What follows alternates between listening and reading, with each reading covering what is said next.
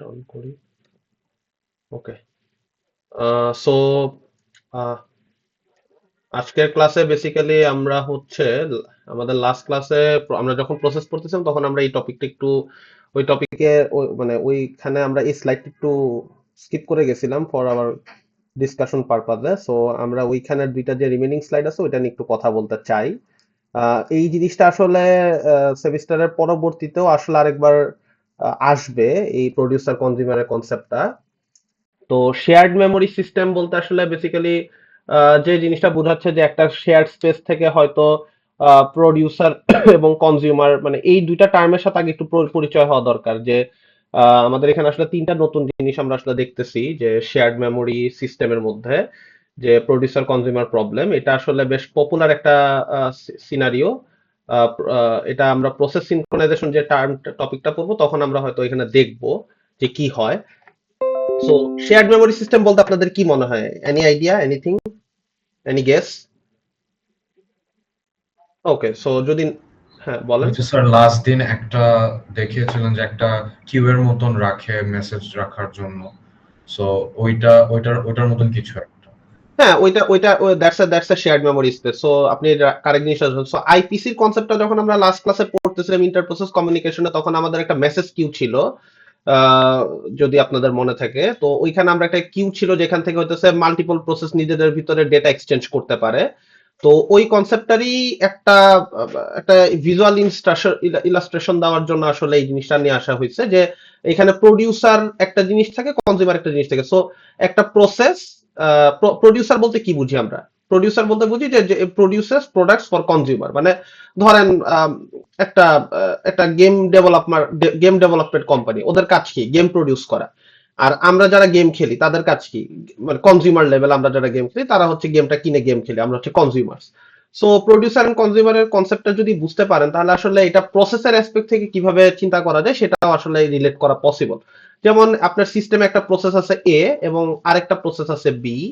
So এরা যখন IPC থ্রুতে ইন্টার প্রসেস কমিউনিকেশনটা এনশিওর করে, আমরা কিন্তু অলরেডি জানি যে মেসেজ কিউ বা অন্য যে শেয়ার্ড মেমোরি যে কনসেপ্ট গুলো আছে ওইখানে কিন্তু আমরা যদি লাস্ট ক্লাসের এগুলো যদি একটু মনে থাকে যে shared memory and message passing, তো এখানে যদি শেয়ার্ড মেমোরি নিয়ে বলতেছে, সো আমরা শেয়ার্ড মেমোরি অ্যাসপেক্টে যদি চিন্তা করি যে আমাদের একটা কমন মেমোরির মধ্যে যখন দুইটা প্রসেস থাকে ওই দুইটা প্রসেসের মধ্যে একটা কমন রিজিয়ন ফর্ম হয় যাদের ভিতরে হইতেছে এ এবং বি দুইটা প্রসেস হচ্ছে ইনফরমেশন এক্সচেঞ্জ করতে পারে। তো এইখানে যেটা হয় যে বেসিক্যালি সামটাইমস এ একটা ইনফরমেশন প্রডিউস করে এই কমন স্পেসে রাখে যেটা বি এসে কনজিউম করে, আবার বি সামটাইমস একটা ইনফরমেশন প্রডিউস করে এই ফ্রি স্পেসে রাখে যেটা এ এসে কনজিউম করে। এটা আমাদের অলরেডি লাস্ট ক্লাসের ডিসকাশন। সো ওই জিনিসটারই একটা মানে কিভাবে এই জিনিসটা কিভাবে প্রডিউসার এন্ড কনজিউমার লেভেলে আসলে কাজ করে সে মানে একটা সিম্পল অ্যালগোরিদম দিয়ে দেখানো হয়েছে, যদিও এটা একটা ফ্লড অ্যালগোরিদম, মানে এটার আরো বেটার ইমপ্লিমেন্টেশন আমরা সামনে হয়তো দেখবো প্রসেস সিনক্রোনাইজেশনের সময়, আম, যেগুলা আরো বেটার হবে over the time line. So আমরা একটু এই এক্সাম্পলটা একটু দেখি। আমার কি ওয়ান নোটটা দেখা যাচ্ছে? আমি প্রডিউসার কনজিউমার যে স্লাইডটা দেখাচ্ছি। ইয়েস জি স্যার। স্যার। ওকে, সো এই এক্সাম্পলটা একটু বোঝার চেষ্টা করেন। ইটস এ ভেরি ইজি, মানে ইটস এ ভেরি ইজি একটা এক্সাম্পল হবে। সো কি হচ্ছে দেখেন, আমি আগে কোড ব্লকটা একটু আপনাদেরকে এক্সপ্লেইন করি যে এখানে একটা জিনিস ভ্যারিয়েবল রাখা হয়েছে item next to produce. So এটা দেখে আসলে বুঝতে পারতেছেন যে নেক্সট যে আইটেমটা প্রডিউস হবে সেটা হচ্ছে এই ভ্যারিয়েবলের মধ্যে আসলে স্টোর করা হবে। দেন একটা ওয়াইল লুপ আছে, এটা অলরেডি আপনারা বুঝছেন যে মানে পাইথনে ওয়াইল লুপ দেখে আসছেন। সো আপনাদের হয়তো সিনট্যাক্সের কোলন থাকতো ওয়াইল লুপের ইন্ডেন্টেশন ব্লককে আইডেন্টিফাই করার জন্য। তো এরপরে নেক্সট যে জিনিসটা আছে সেটা হচ্ছে যে এখানে একটা কার্লি ব্র্যাকেট আছে। আপনাদের অলরেডি হয়তো সিএল ল্যাবটা শুরু হবে বা হইছে, আই এম নট শিওর। এটা কি শুরু হয়েছে সিএল ল্যাবটা নাকি নেক্সট ক্লাসে? Sir next. আচ্ছা, তাহলে তো খুবই ভালো হয়েছে, অলরেডি আপনারা কিছু আইডিয়া পাবেন। সো ওয়াইল সি তে যখন ওয়াইল লেখা হয় তখন আসলে একটা ওই যে আমরা দেখছিলাম যে সি তে আসলে মানে ব্র্যাকেট জিনিসটা অনেক বেশি ইউজড, মানে হেভিলি ইউজড, মানে স্ট্রাকচার প্রোগ্রামিং ল্যাঙ্গুয়েজের ক্ষেত্রে যেটা হয় আর কি। সো এইখানে একটা ওপেনিং ব্র্যাকেট, এখানে একটা ক্লোজিং ব্র্যাকেট দিয়ে ওয়াইলের ইয়েটাকে বোঝাচ্ছে, স্কোপটাকে বোঝাচ্ছে। তো এই জায়গার ভিতর বেসিক্যালি ওয়াইলটা এক্সিকিউট হচ্ছে। তো এই জায়গাটার পরে নেক্সট যেটা আছে আমরা যদি একটু খেয়াল করি, এখানে একটা লাইন আসছে যেটা হচ্ছে যে ওয়াইলের ভিতর আরেকটা ওয়াইল লিখছে, it's a kind of nested while. তো এখানে কি হচ্ছে দেখেন, একটা ভ্যারিয়েবল নিচে ইন ইন নামে একটা ভ্যারিয়েবলের সাথে +1 করতেছে এবং সেটাকে mod by buffer size. Buffer size বলতে আসলে বেসিক্যালি আমাদের এখানে একটা অ্যারে দেওয়া আছে, ওটাকে মিন করতেছে। সো আমাদের দেখেন এখানে অ্যারেতে কিন্তু 7টা ঘর আছে। সো ওর জন্য বলতেছে যে বাফার সাইজ ইজ 7। সো আমরা জানি যে এই ইনফরমেশন গুলো, এবং আরেকটা লাইন আছে equal equal out do nothing. So basically এইটা এটা একটা এই জায়গার ভিতরে যে হোয়াইলটা লেখা হয়েছে এটা আসলে মেনলি যে জিনিসটা মানে যে জিনিসটা আসলে বোঝানোর চেষ্টা করতেছে যে যখন এই হোয়াইলের ভিতরে আসলে কোডটা পড়ে যাবে তখন আসলে এই কোডটার আর কোনো রেস্ট অফ দ্য এক্সিকিউশন আসলে বন্ধ থাকবে। সো ইউ ক্যান কনসিডার যে আপনারা ইনফাইনাইট লুপের কনসেপ্টের সাথে পরিচিত। Yes, sir. সো ইনফাইনাইট লুপে কি হয়, ইনফাইনাইট লুপের মেইন জিনিসটা কি, মানে মেইন স্যার চলতেই থাকে। আমি যে ওয়াইল্ড ট্রু দিলাম, যে wild true print hello world, তাহলে হ্যালো ওয়ার্ল্ড প্রিন্ট করতেই থাকবে, ওটা তো ব্রেক হচ্ছে না। হ্যাঁ এক্স্যাক্টলি। সো এইখানেও আসলে বেসিক্যালি ওরকমই একটা জিনিস মানে এইখানেও আসলে ওরকম একটা জিনিস করার চেষ্টা করা হয়েছে যে আমরা আসলে যদি কোনোভাবে যদি কোডটা যদি এই লুপের ভিতরে ঢুকে যায় তাহলে যেন এটা থেকে মানে আমি চাই যেন কোডটা এই জায়গায় মানে যখন আমার কন্ডিশন স্যাটিসফাই করবে তখন যেন আমার কোডটা ইনফাইনাইট লুপে ঢুকে যায়, মানে আমি চাই এই জিনিসটা হোক। সো এখানে দেখেন ডু নাথিং একটা জিনিস দেওয়া আছে, তার মানে আমি বুঝতে পারতেছি যে আসলে একটা ইনফাইনাইট লুপে ঢুকলে আসলে আমি আর কিছু করতে পারবো না, কারণ এখানে ইনফাইনাইট লুপের কিন্তু কোনো এখানে ভিতরে কি এক্সিকিউশন হবে সেটা কিছু বলা নাই। সো এরপরে যে দুইটা লাইন এটা কিন্তু জাস্ট এই আউটার যে হোয়াইল লুপ সেটার ভিতরের লাইন। সো কেউ আবার ভাইবেন না যে এই ইন্টারনাল হোয়াইলের ভিতরে এই দুইটা লাইন আছে, ঠিক আছে? এই দুইটা লাইন কিন্তু এক্সটার্নাল যে হোয়াইল লুপটা আছে, বাইরের যে হোয়াইল লুপটা আছে এই হোয়াইল লুপের ভিতরের প্রপার্টি। সো যখন এটা হোয়াইল ট্রু হয়ে যাবে তখন এই লাইনগুলো এক্সিকিউশনের চান্স আসবে।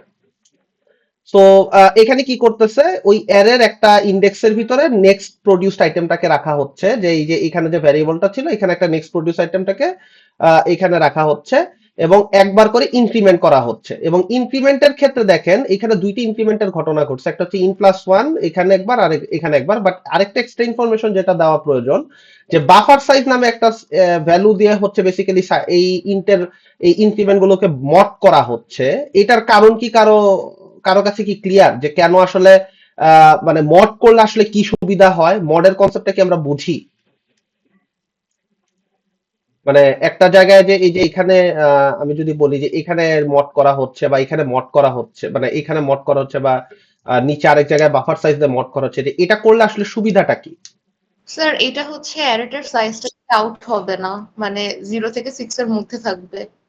এক্স্যাক্টলি। সো বেসিক্যালি যেটা আমরা বুঝাতে চাচ্ছি যে কোনো কারণে যদি আমার এরকম একটা ভ্যালু আসে, লেটস সে আমি ইনক্রিমেন্ট করতে করতে লেটস সে আমার এখন ইন ভ্যারিয়েবলটার ভ্যালু হয়ে গেছে 7, হ্যাঁ, ইনক্রিমেন্ট করতে করতে একটা টাইমে। সো যদি এটা 7 হয়ে যায় তাহলে আসলে কি আমার 7 নামে কি অ্যারেতে কোনো ইন্ডেক্স আছে 7 নাম্বারের? এই যে এখানে আমার গিভেন অ্যারে এখানে কি 7 কাউন্টার কোনো ইন্ডেক্স আছে? নাই স্যার, 7 ইন্ডেক্স নাই। তো এটা যদি আসলে হিট করে এটা কিন্তু basically index out of bound একটা array index out of bound নামে একটা এক্সেপশন আছে, আপনারা হয়তো পরিচিত সেটার সাথে। সেটা অ্যাকচুয়ালি থ্রো করবে, যেটা আমি অ্যাকচুয়ালি চাই না।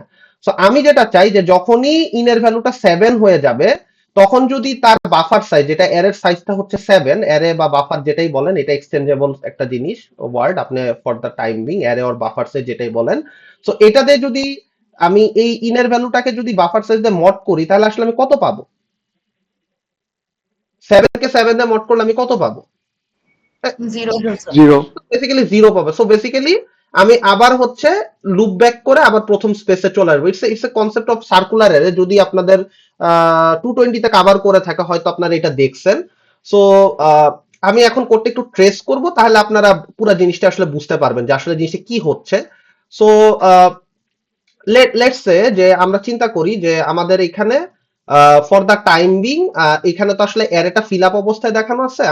আমরা একটু চিন্তা করি যে আচ্ছা আমি এখানে একেই নিই, আসলে এটা খুব বেশি টাইম লাগবে না, this will not take a long. 2 3 5 6 0 1 2 3 4 5 6। Okay. So basically নিচের অ্যারেটাই আমি এখানে আরেকবার ড্র করলাম। সো আমরা এবার একটু ট্রেস শুরু করি। সো অলরেডি বাইরে একটা ভ্যারিয়েবল আছে আইটেম নেক্সট টু প্রডিউসড, এরকম একটা ভ্যারিয়েবল রাখা আছে ভ্যালু স্টোর করার জন্য। আমরা while ট্রুটা এক্সিকিউট করা শুরু করি। তো প্রথমে কি বলতেছে, produce an item in the next produced, মানে এই যে ভ্যারিয়েবলটা নেক্সট প্রডিউস যেটা বাইরে ইয়ে করা আছে, তো ওইখানে আমরা একটা ভ্যারিয়েবলে একটা ভ্যালু প্রডিউস করে রাখলাম। লেটস সে এখানে এটা যে কোনো ভ্যালু হতে পারে, you don't have to be worried যে এটা আসলে কি টাইপের ভ্যালু। এটা একটা ইন্টিজার টাইপের ভ্যালু হতে পারে, একটা string, anything, it doesn't matter কি কি টাইপের ভ্যালু এখানে রাখতেছি। আমি জাস্ট একটা আইটেম প্রডিউস করে রাখতেছি। তো এখানে যে ভ্যালুটা আমি প্রডিউস করলাম, করার পর আমি নেক্সট লাইনটা দেখি এখানে কি করা হচ্ছে। এখানে একটা ওয়াইল লুপের কন্ডিশন চেক হচ্ছে, in plus one mod by buffer size. এখানে আমি শুরুতে ইনের ভ্যালু 0, আউটের ভ্যালু 0 ডিক্লেয়ার করে নিলাম। হ্যাঁ, আমি একটা ট্রেসিং করতেছি জাস্ট ইন কেস কারো যদি বুঝতে সমস্যা হয়। দেখেন বোথ ইনিশিয়ালাইজড উইথ 0 এটা বলা আছে। সো ইনের কাজটা কি, ইন ভ্যারিয়েবলটা মিন করে next free position in the buffer, মানে বাফার যে অ্যারেটা আছে সেটাতে নেক্সট ফ্রি পজিশন কোনটা সেটা ইন্ডিকেট করার জন্য ইন।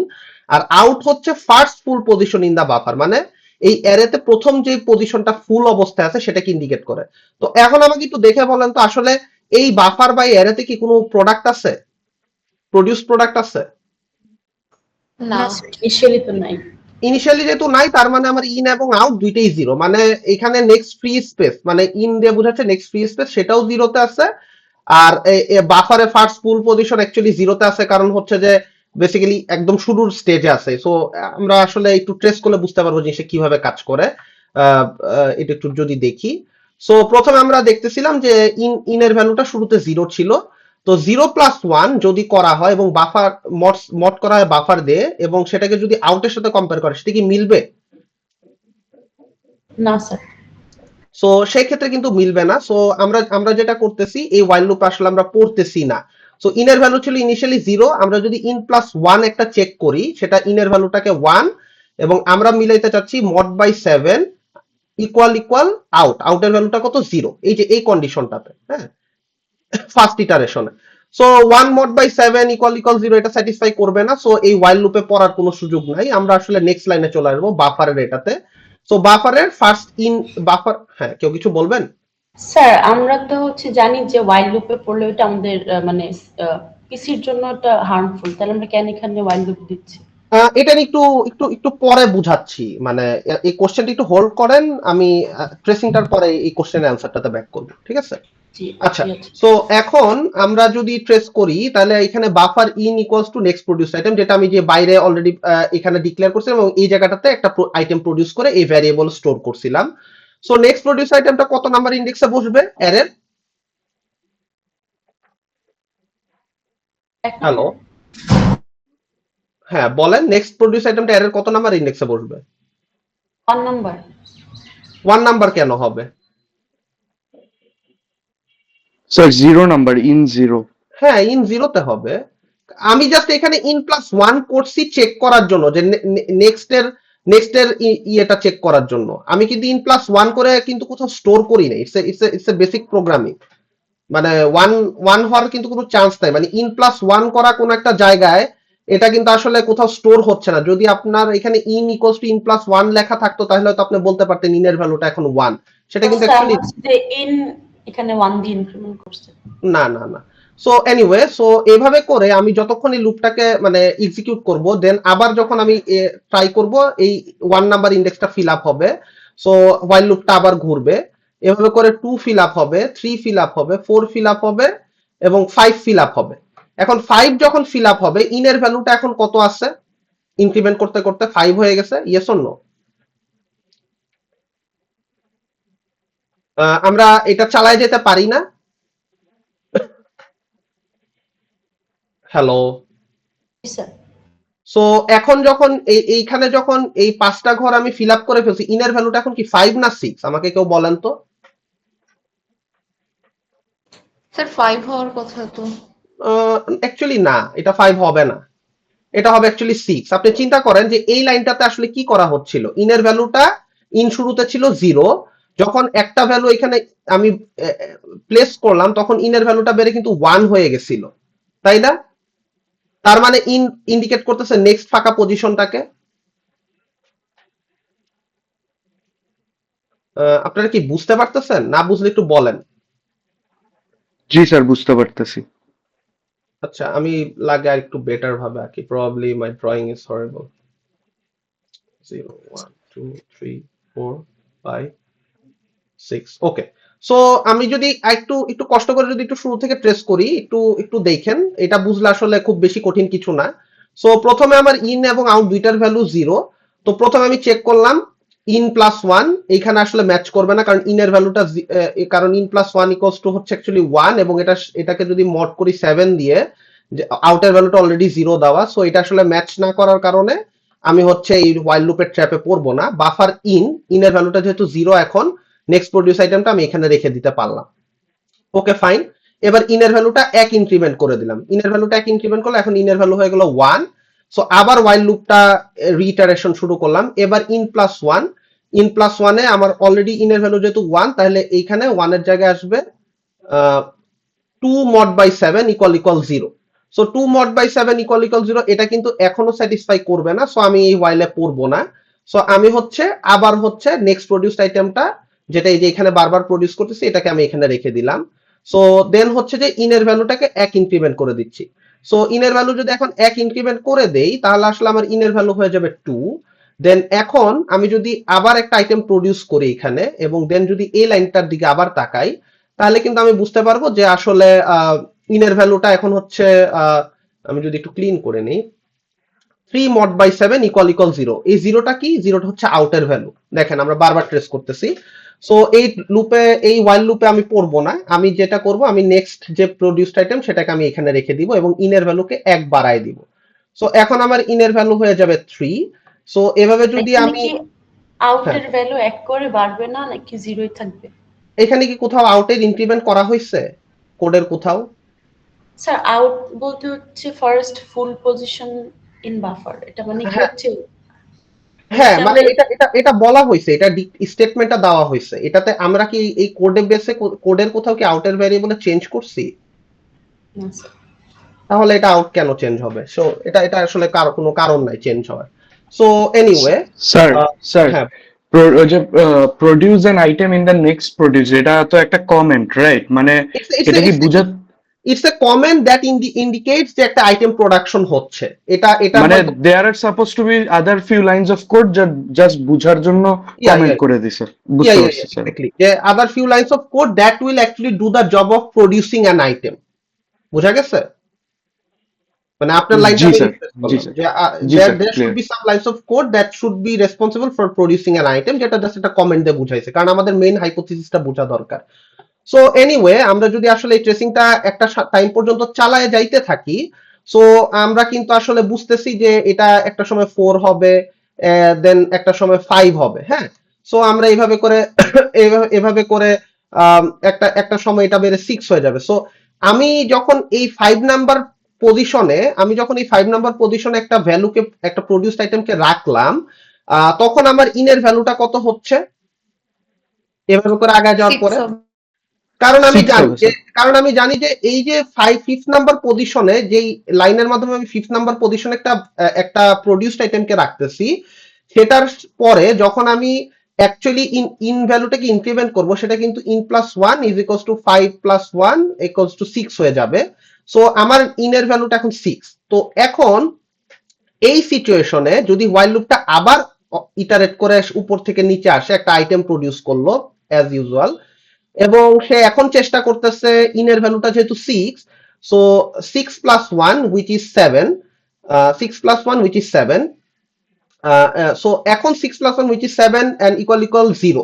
তো এখন কি কন্ডিশনটা স্যাটিসফাই করবে? Yes sir. সো এটা যদি এখন স্যাটিসফাই করে, তাহলে কিন্তু আমি আসলে হোয়াইল লুপটাতে পড়ে যাচ্ছি। সো এখন একটা প্রশ্ন আসতে পারে যে স্যার এই হোয়াইল লুপে আসলে পড়ার প্রয়োজন কি? এবং এই হোয়াইল লুপে পড়ার মানে হচ্ছে আই উইল ডু নাথিং। এই দেখেন, এই হোয়াইল লুপে বসে যাওয়ার মানে হচ্ছে আমি কিছু করতে পারবো না। সো বেসিক্যালি এটা করার কারণ হচ্ছে, আপনি যদি একটু খেয়াল করেন, একটা কমপ্লিট বাফারের দিকে যদি তাকান এইখানে, যেটা আমরা উপরেও একটু আগে আঁকছি, সো আপনি যদি একটু খেয়াল করেন প্রবলেমটা আসলে কি হয়। প্রবলেমটা কিন্তু আসলে লেটেস্ট প্রডিউস আইটেমটা এখানে রাখা নিয়ে কোনো প্রবলেম না, ঠিক আছে? মেইন প্রবলেমটা যেটা হচ্ছে যে এইখানে যদি আমি একটা আইটেম রাখি এবং ইনের ভ্যালুটা যদি আবার 0 হয়ে যায়, ইনের ভ্যালুটা যদি আবার, কারণ আমরা সার্কুলার এর বিহেভিয়ারটা অলরেডি এখানে বুঝে ফেলছি, সো ইনের ভ্যালুটা 0 হয়ে গেলে সে কিন্তু আবার 0 তে এসে ইন কি করবে, 6 প্লাস 1 মড করে কি, এই যে এখানে মড করে কি ইনের ভ্যালুটা আবার 0 হয়ে যাচ্ছে না? Yes or no? Yes sir. So 6 plus 1 7, 7 mod by 7 equals to 0। So এই কারণে ইনের ভ্যালুটা 0 হয়ে যাওয়ার যে কারণে ইনের ভ্যালুটা 0 হয়ে যাচ্ছে, সেটা কিন্তু আসলে আমি চাই না। এখন কোশ্চেন হচ্ছে স্যার আমি আসলে ইনের ভ্যালুটা 0 হোক কেন চাই না? তার কারণ হচ্ছে আমার ইনের কাজ হচ্ছে মেইনলি এমন জায়গা ট্র্যাক করা যেটা হচ্ছে নেক্সট ফ্রি পজিশন, কিন্তু আমি কিন্তু অলরেডি আমার অ্যারেতে 0 নাম্বার ইন্ডেক্সটা ফিল আপ করে ফেলছি। দেখেন দুইটা ট্রেসিং এ কিন্তু আমার মানে একই জিনিস, দুইটা ছবি সেম, বাট আপনি খেয়াল করেন এই 0 নাম্বার পজিশনটা কিন্তু এখন অলরেডি অকুপাইড। কিন্তু যদি আমি এখানে ইনার ভ্যালুটা 0 দেই তাহলে কিন্তু এটা আসলে আমাকে একটা ভুল ব্যাখ্যা দিচ্ছে যে না এই জায়গাটা ফাঁকা, কিন্তু আসলে কিন্তু এই জায়গাটা ফাঁকা না, এই জায়গাটা কিন্তু ফিল আপ। সো এই কারণে আমরা আসলে চাই না যে এই ফিফথ পজিশনের পরের এই জায়গাটাতে আর কোনো ভ্যালুকে আমরা আসলে রাখতে। সো আমরা বেসিক্যালি এই বিজি ওয়েটিং এ হোয়াইল এই ডু নাথিং বা এটাকে অনেক সময় বিজি ওয়েটিং বলে, সো আমরা এই ডু নাথিং লুপের ভিতর ফেলে রাখি যে এই পয়েন্টে আর প্রোডাকশন করার দরকার নেই, একটা এন লেংথের বাফারে n-1 সংখ্যক প্রোডাক্ট থাকুক, আমরা এতটুকু পর্যন্তই চাই। সো এই প্রোডাকশনের কনসেপ্টটা কি বোঝা গেছে কিনা? আইটেম প্রডিউস করে যে বাফারে রাখতেছি, এটা নিয়ে কারো কোনো কনফিউশন আছে কিনা? হ্যালো, মানে এই জায়গাটা কেন ফাঁকা, এটা ক্লিয়ার যে এই জায়গাটা কেন ফাঁকা? দেখেন দুইটা, আমি এই স্লাইডের এক্সাম্পল এবং আমি যেটা ট্রেস করছি দুইটাতেই কিন্তু এই জায়গাটা ফাঁকা, এটা কেন ফাঁকা এটা ক্লিয়ার? জি স্যার। জি স্যার। তো বেসিক্যালি যখন আমি বেসিক্যালি যখন 6 আমার ইনের ভ্যালু 6 ছিল, আমি আরেকটা ভ্যালু প্রডিউস করছি, 6 প্লাস 1 আমি চেক করতে গেছি যেটা 7 আসছে। এখন 7 mod by 7 উইল বি 0, যেটা যেটা অ্যাকচুয়ালি আমার ইন এবং আউটের ভ্যালুটা ইকুয়াল হয়ে যাচ্ছে, কারণ দেখেন আমার আউট কিন্তু অলরেডি 0 হিসেবে ডিক্লেয়ার ছিল। আর এখন যদি ইনের ভ্যালুটাও 0 হয়ে যায় তাহলে কিন্তু আমি আসলে বিজি ওয়েটিং এ পড়ে যাচ্ছি, ফলে আমি নিচের দুইটা লাইন আর এক্সিকিউট করতে পারি না, যেটার কারণে আমার আসলে 6 পজিশনটা ফাঁকা এর। সো এখন যদি এই অ্যারেটার ফিল আপ পজিশনটা দেখেন তাহলে কিন্তু আসলে এখন একটা জিনিস মেক সেন্স করতেছে যে এই আউট ভ্যারিয়েবলটার যে স্টেটমেন্টটা দেওয়া ছিল যে first full position in the buffer, so আমার আউট ভ্যারিয়েবলটা কিন্তু এখন এই ইন্ডেক্সকে পয়েন্ট করে আছে। সো আমি আসলে বুঝতে পারতেছি যে এই জায়গা থেকে এখন আমি as a consumer item consume করা শুরু করতে পারবো। সো আমরা যদি একটু নেক্সট স্লাইডটাতে দেখি তাহলে হয়তো আমরা এটা বুঝবো যে এখানে একটা কনজিউমারের কোড দেওয়া আছে। সো কনজিউমারের কোডটা প্রোডিউসারের কোডটার খুব কাছাকাছি, একদম সিমিলার না হলেও কিছুটা কাছাকাছি। সো আমরা দেখি আগের মতোই কি কি আছে। সো এখানে যদি দেখি যে ইন এবং আউটের যদি ইকুয়াল হয়ে যায় তাহলে ডু নাথিং আবার আগের মতোই। আর বাফার থেকে হচ্ছে যে আমরা প্রডিউসড আইটেম গুলো কনজিউম করছি। সো এখানে একটা ভ্যারিয়েবল রাখা আছে নেক্সট কনজিউম। সো এতক্ষণ ধরে যে আইটেম গুলো আমরা আসলে প্রডিউস করে আসছি ওই আইটেম গুলো আসলে আমরা এখন কনজিউম করার জন্য আসলে উদ্যোগ নিতেছি, অ্যাটেম্প নিচ্ছি। সো আমরা একটু দেখি জিনিসটা কিভাবে কাজ করে। সো এতক্ষণে বাই নাও এখন আমাদের এখন কি অবস্থায় আছে যে আমরা যদি ইনের ভ্যারিয়েবলটা যদি উপরে দেখে আসি, ইনটা ছিল আমাদের 6 এ, এবং আউট ছিল আমাদের 0-তে, তাই তো অ্যাজ পার প্রিভিয়াস ডিসকাশন। এবং এইখানে প্রত্যেকটা জায়গায় একটা করে আইটেম ছিল। সো এইখানে একটা আইটেম, এখানে একটা আইটেম, এখানে একটা আইটেম, এখানে একটা আইটেম এবং এখানে একটা আইটেম, এবং লাস্টের পজিশনটা অলরেডি এমটি।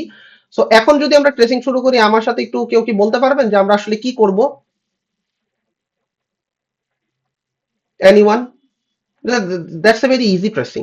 স্যার যেগুলা স্টোর করা হয়েছে ওগুলা কনজিউম করা শুরু করব। হ্যাঁ এক্স্যাক্টলি, এক্সিলেন্ট। সো প্রথমে দেখি ইন এবং আউট, এই ক্ষেত্রে কি ইন এবং আউট কি ইকুয়াল? ইনের ভ্যালু 6, আউটের ভ্যালু 0। সো ইকুয়াল না, আমরা এই ভিতরে হোয়াইল লুপের ট্র্যাপে পড়বো না। আমরা নেক্সট কনজিউম আইটেমে বাফার আউটের ভ্যালুটা যেহেতু ইন্ডেক্সের ভ্যালু 0, সো আমরা নেক্সট কনজিউম আইটেম থেকে এই আইটেমটাকে কনজিউম করে ফেলবো।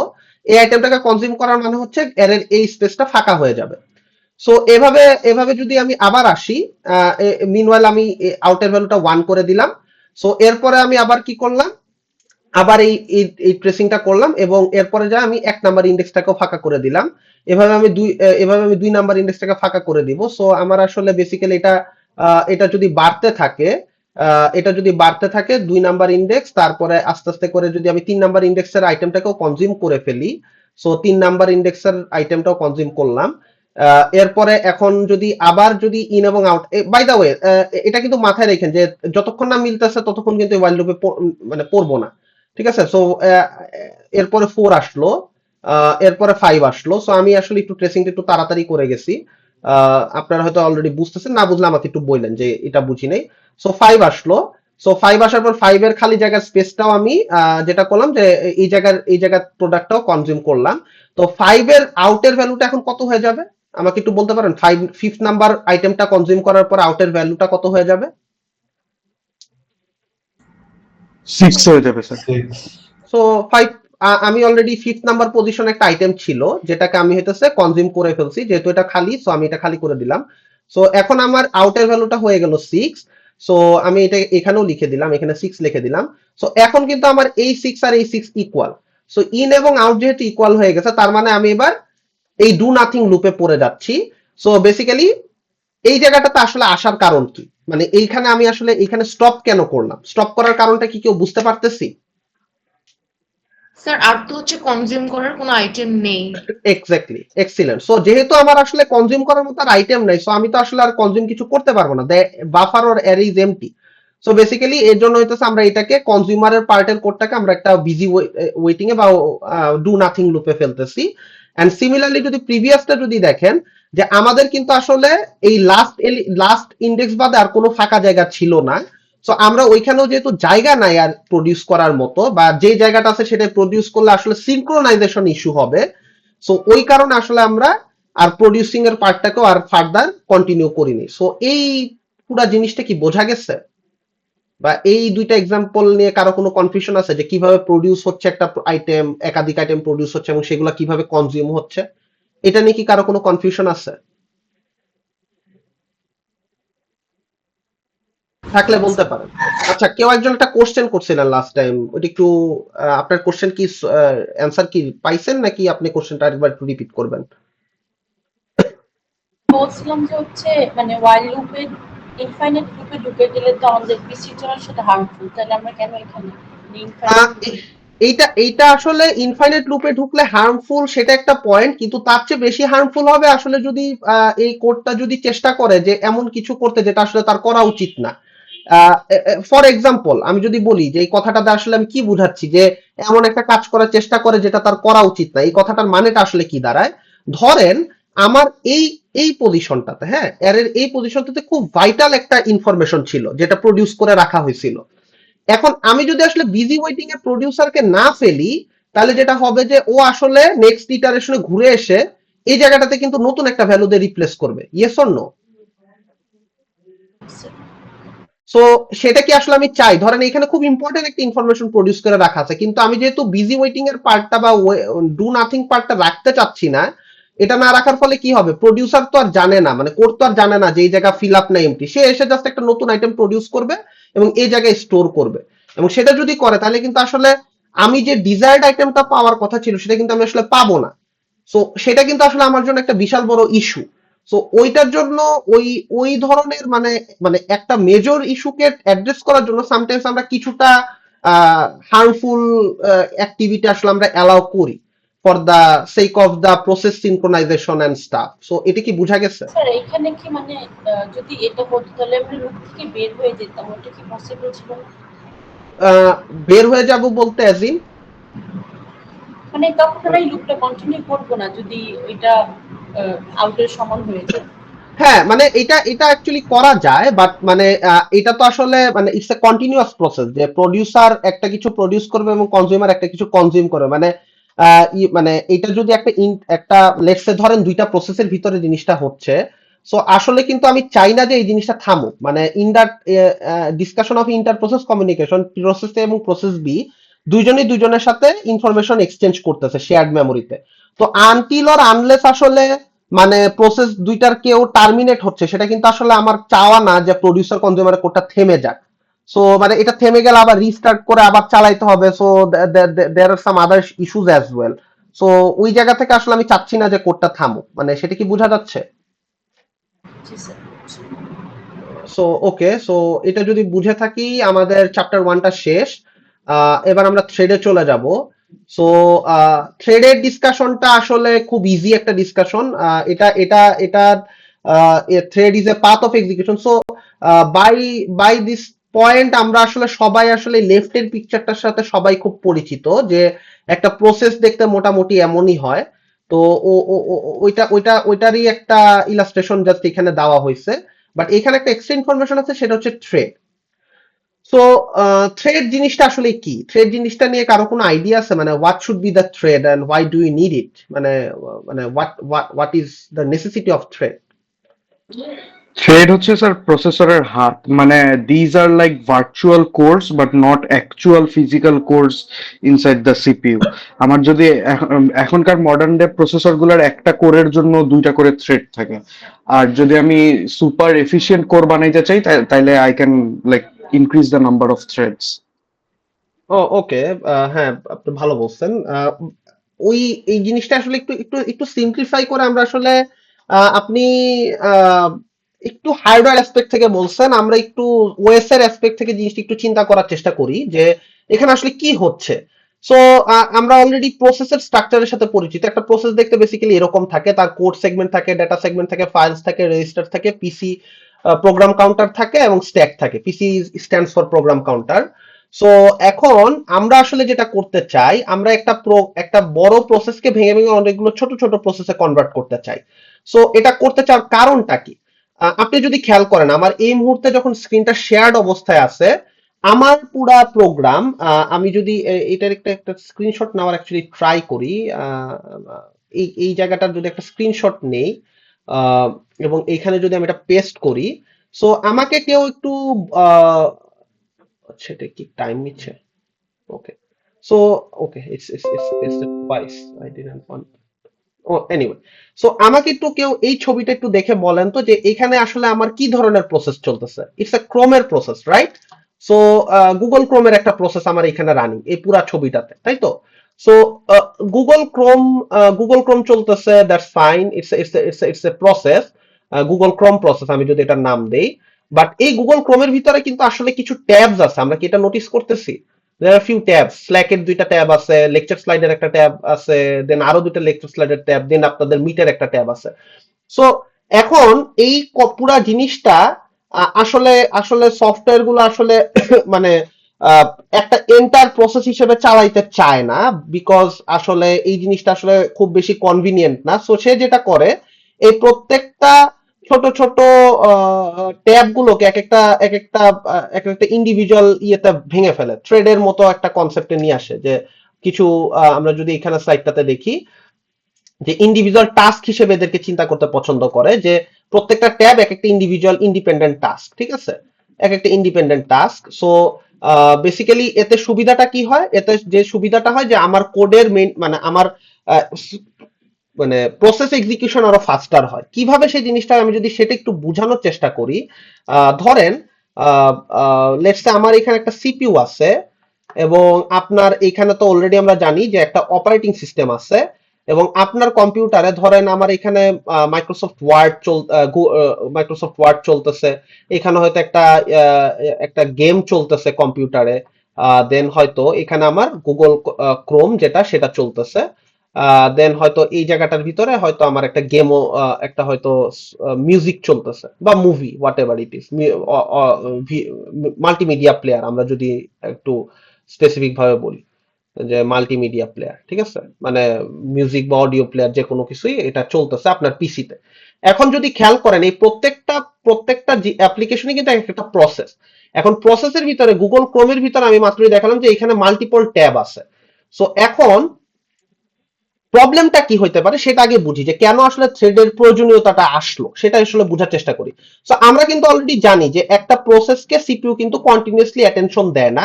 যেটা হয় যে সিপিইউ অ্যাটেনশন সুইচ করতে থাকে। সো সামটাইমস এই মাল্টিমিডিয়া প্লেয়ারটাকে অ্যাটেনশন দিবে, দেন সামটাইমস হচ্ছে কিছু সময় তো ওয়ার্ডকে অ্যাটেনশন দেবে, কিছু সময় তো গেমকে অ্যাটেনশন দেবে, কিছু সময় তো ক্রোমকে অ্যাটেনশন দেবে, বিকজ সিপিইউ হচ্ছে খুব দ্রুত কন্টেক্সট সুইচ করতে থাকে, এবং এত দ্রুত একটার থেকে একটাতে সে সুইচ করে কন্টেক্সট, যে দেখলে মনে হয় যে এরা আসলে একটা সিপিইউতে প্যারালালি চলতেছে, বাট এটা আসলে হয় না। ইন রিয়েল কেস ও যেটা করে যে time to time context switch করে, একবার এই মাল্টিমিডিয়া প্লেয়ারের দিকে যায়, একবার ওয়ার্ডের দিকে যায়, একবার গেমকে এক্সিকিউট করে, একবার ক্রোমকে এক্সিকিউট করে, বাট এটা এত দ্রুত করে যে স্পিডটা এত বেশি যে আমাদের কাছে মনে হয় যে আসলে বোধহয় এটা প্যারালালি চলতেছে, হুইচ ইজ নট। তো এখন এই কাজটা তো সিপিইউ করে যে এক একটা প্রসেসকে সার্টেন টাইম অফ অ্যাটেনশন দেয়। প্রবলেমটা যেটা হয়, যদি এই ক্রোমের মতো একটা প্রসেস যার নাকি আসলে 4-5টা ট্যাব আছে, তার কোনোটার যদি এই ক্রোমের ধরেন এখানে তো 4-5টা ট্যাব আমি অলরেডি এখানে দেখাচ্ছি। সো এখন যদি আপনি একটু চিন্তা করে বলেন তো গুগল মিটের আসলে গুগল মিটটা কিভাবে ইউজ হবে আমাকে একটু বলেন তো, গুগল মিটটার মেইন ইউজ কেস কি? স্যার একটা ওটা হচ্ছে কন্টিনিউয়াস ইউজ হইতে থাকবে, মানে আমরা ওখানে কন্টেক্সট সুইচ করতে পারবো না, তাহলে আমরা ডিসকানেক্টেড হয়ে যাবো এরকম টাইপের। Not that point. আমি একটু বুঝায় বলি। সো ক্রোমের পার্টটা যদি আমরা একটু এক্সপ্যান্ড করে বোঝার চেষ্টা করি, যে এখানে আমাদের ক্রোম আছে। সো আমরা যদি ক্রোমের দিক থেকে একটু তাকাই, আমার ক্রোমের ভিতরে ধরেন 5টা ট্যাব খোলা আছে, tab 1, tab 2, tab 3, tab 4 and tab 5। প্রত্যেকটা টি দিয়ে আমি একটা ক্রোমের ট্যাব বুঝাচ্ছি, হ্যাঁ। সো এখন প্রবলেমটা কি, সিপিইউ যখন অ্যাটেনশন চেঞ্জ করতেছে, ধরেন সে এসে ট্যাব 1 এ অ্যাটেনশন দিতে গেল, এবং সে ট্যাব 1 এ অ্যাটেনশন দিতে এসে আসলে সে যেটা দেখলো যে ট্যাব 1 এ আসলে এমন কিছু কাজ চলতেছে যেটা আসলে এই মুহূর্তে সিপিইউ অ্যাটেনশন রিকোয়ার করে না। হইতে পারে না যে ধরেন আমি অন্য কোনো ট্যাবে আসলে কিছু করতেছি না, ধরেন আমার ক্রোমের যে স্ল্যাকের ট্যাবটা আছে, এই স্ল্যাকের ট্যাবে কিন্তু আমি আসলে কিছু করতেছি না, it just open right out there, এটাতে কোনো কিছু করতেছি না, বা এখানে আমি কিছু করতেছি না। সো ও আসলে যেটা মানে এসে দেখলো যে আসলে ইউজারের আয়োর জন্য ওয়েট করা লাগবে, যে ইউজার আসলে আয়োর জন্য ওয়েট করতেছে কিনা। সো দেখেন ট্যাব 1, ট্যাব 2, ট্যাব 3, ট্যাব 4 সবগুলো আইডল, কিন্তু ট্যাব 5 যেটাতে আসলে মিট চলতেছে, গুগল মিট চলতেছে, এই জায়গাটাই কিন্তু আসলে কি হচ্ছে, আসলে প্রপারলি কিছু কাজ হচ্ছে। কেন গুগল মিটটা আসলে ইন প্রোগ্রেসে আছে সেটার কারণটা খেয়াল করেন। আমি কথা বলতেছি, আপনারা শুনতেছেন, আপনাদের কনভারসেশন আমি শুনতেছি, আবার গুগল মিটে কিন্তু আমি স্ক্রিন শেয়ার করে রাখছি। সো একমাত্র আমি যদি খুব মানে বেসিক ভাবে বোঝানোর চেষ্টা করি, একমাত্র ট্যাব 5টাই কিন্তু প্রপারলি ইজ ইন এক্সিকিউশন। বাকি ট্যাবগুলোতে কিন্তু আসলে তেমন কোনো অ্যাক্টিভিটি আমার এই মুহূর্তে নাই, এগুলা বেসিক্যালি আমার ইনপুটের উপরে ডিপেন্ড করতেছে। তো এখন সিপিইউ যদি আসলে আইসে যদি ওকে আসলে যদি দেখতে হয়, বা ওর যদি এখানে চেক করতে হয় যে ট্যাব 1 এ আমি অ্যাটেনশন দিব কিনা, ট্যাব 2 তে আমি অ্যাটেনশন দিব কিনা, ট্যাব 3 তে আমি অ্যাটেনশন দিব কিনা, ট্যাব 4 এ আমি অ্যাটেনশন দিব কিনা, সেটা কিন্তু আসলে একটা সিপিইউর জন্য খুব কস্টলি, বিকজ এটাতে টাইম নষ্ট হবে। সো সেই জায়গাটা থেকে আসলে থ্রেডের আবির্ভাবটা হয়েছে, যে ঠিক আছে এই এই 5টা ট্যাবের ভিতরে যেই ট্যাবটা আসলে অ্যাক্টিভ সেই শুধুমাত্র সিপিইউর সাথে ইন্টারঅ্যাকশনটা করবে। সো এই জন্যই হইতেছে বেসিক্যালি আমরা থ্রেডের কনসেপ্টটাতে আসলাম। সো এখন আমরা যদি বলি যে এই প্রত্যেকটা ট্যাবকে এক একটা থ্রেড অ্যাসাইন করা আছে, সো আমাদের কাছে কিন্তু এখন জিনিসটা ক্লিয়ার যে থ্রেডগুলো আসলে আইডেল সেগুলোকে নিয়ে আসলে সিপিইউর আর কোনো কনসার্ন নাই। ট্যাব 1 এর জন্য থ্রেড 1 আছে, ট্যাব 2 এর জন্য থ্রেড 2 আছে, ট্যাব 3 এর জন্য থ্রেড 3 আছে, থ্রেড 3 আছে, দেন ট্যাব 4 এর জন্য থ্রেড 5 আছে, এন্ড সিমিলারলি আচ্ছা পেনটা প্রায় সমস্যা। ওকে, ট্যাব 4 এর জন্য আমার থ্রেড 4 আছে, আমি যদি একটু লিখি থ্রেড 4 আছে, এবং ট্যাব 5 এর জন্য আমার থ্রেড 5 আছে। সো এখন এই থ্রেড 5টা কিন্তু আসলে সিপিইউ অ্যাটেনশন চাচ্ছে।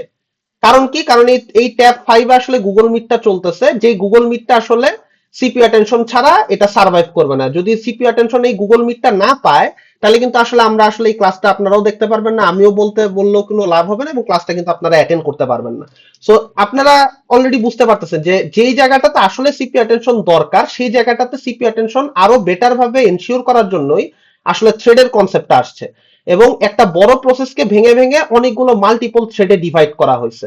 সো আপনার পার্টিকুলারলি এই জিনিসটা কি আপনারা কি বুঝতে পারছেন কিনা, যে থ্রেডটা কেন লাগে, বা থ্রেডের মেইন মেইন প্রয়োজনীয়তাটা কি, এটা কি ক্লিয়ার? স্যার আপনি যখন মিটে থাকা অবস্থায় হচ্ছে লেকচার স্লাইডের ট্যাবটাতে যাচ্ছেন তখন কি হচ্ছে, মানে হ্যাঁ, ওই থ্রেডটা তখন লাগতেছে? হ্যাঁ ওই থ্রেডটা তখন লাগতেছে, exactly. So that's a good catch. So let's আমি এই জায়গাটাতে আসলাম, তার মানে কিন্তু আসলে এই জায়গাটা আসলে সিপিইউ অ্যাটেনশন লাগতেছে। সো এটা আসলে খুব বেসিক ভাবে বোঝানোর জন্য বলা যে এখানে কি হচ্ছে। বাট আপনাদের হয়তো হাইপোথেটিক্যাল আন্ডারস্ট্যান্ডিং হয়তো অনেকের মাথায় কোশ্চেন আসবে যে স্যার, যেহেতু সবকয়টা ট্যাব খোলা, আপনার কি মনে হচ্ছে না যে আসলে সবকয়টা ট্যাবে আসলে সিপিইউ অ্যাটেনশন দিচ্ছে? The answer is yes, CPU আসলে সবগুলো ট্যাবে অ্যাটেনশন দিচ্ছে, বাট আপনাদেরকে আসলে বোঝানোর জন্য এই কথাটা বলা যে ফর দ্য টাইম বিং আমরা চিন্তা করতে পারি যে সিপিইউ হয়তো এই জায়গায় অ্যাটেনশন দিচ্ছে না, এই জায়গায় হয়তো সিপিইউ কোনো অ্যাটেনশন দিচ্ছে না। ফর এক্সাম্পল এই জায়গায় হয়তো আমি না আসলে সিপিইউ অ্যাটেনশন দিচ্ছে না, বাট সিপিইউ আসলে অ্যাটেনশন দেয়। So this thing can happen actually. So থ্রেডের কনসেপ্টটা কি, বা থ্রেডটা কেন লাগে বোঝা যাচ্ছে কিনা? সো আমরা বেসিক্যালি যদি এখন এই ডায়াগ্রামটার সাথে একটু চিন্তা করি, আমাদের এই যে এখানে যে ডায়াগ্রামটা আছে, সো এইখানে ওই সেম আমি ক্রোম যদি লিখি, ক্রোম একটা প্রসেস, এই প্রসেসের তিনটা ট্যাব, আমার ক্রোমে যদি তিনটা ট্যাব খোলা থাকে, প্রত্যেকটা ট্যাবকে আমরা এক একটা থ্রেডের মধ্যে আমরা ডিস্ট্রিবিউট করে দিচ্ছি। সো প্রত্যেকটা থ্রেডের মধ্যে কি কি জিনিসপত্র কমন থাকে, কিছু আইটেম থাকে সবগুলা থ্রেডের মধ্যেই কমন। যে আইটেমগুলো যে আইটেমগুলো সবগুলা থ্রেডের মধ্যেই কমন, সেগুলো হচ্ছে কোড, ডাটা এবং ফাইলস। সো আমার গুগল ক্রোমের ফাইলটা কিন্তু দেখেন সব সব ট্যাবের কাছেই আছে, বা গুগল ক্রোমের ডাটা বলেন বা কোড বলেন সব ট্যাবের কাছেই আছে। কিন্তু যেই জিনিসগুলো থ্রেড ওয়াইজ সেপারেট বা থ্রেড ওয়াইজ ইন্ডিভিজুয়ালি এক্সিস্ট করে, সেগুলো হচ্ছে যেমন রেজিস্টার, স্ট্যাক এবং প্রোগ্রাম কাউন্টার। তো এই জিনিসগুলো আসলে আলাদাভাবে থাকার কারণ হচ্ছে যে প্রত্যেকটা থ্রেডের কিন্তু প্রোগ্রেস আলাদা আলাদা হয়।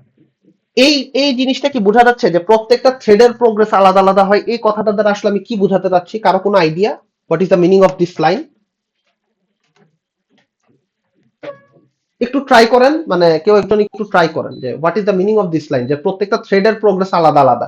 বা আপনি একটু সহজভাবে চিন্তা করেন যে প্রত্যেকটা, এখানে তো আমি ক্রোম নামে একটা প্রসেসকে ইন্ডিকেট করতেছি, সো এইখানে প্রত্যেকটা ইন্ডিভিজুয়াল ব্লক হচ্ছে ক্রোমের এক একটা ট্যাব।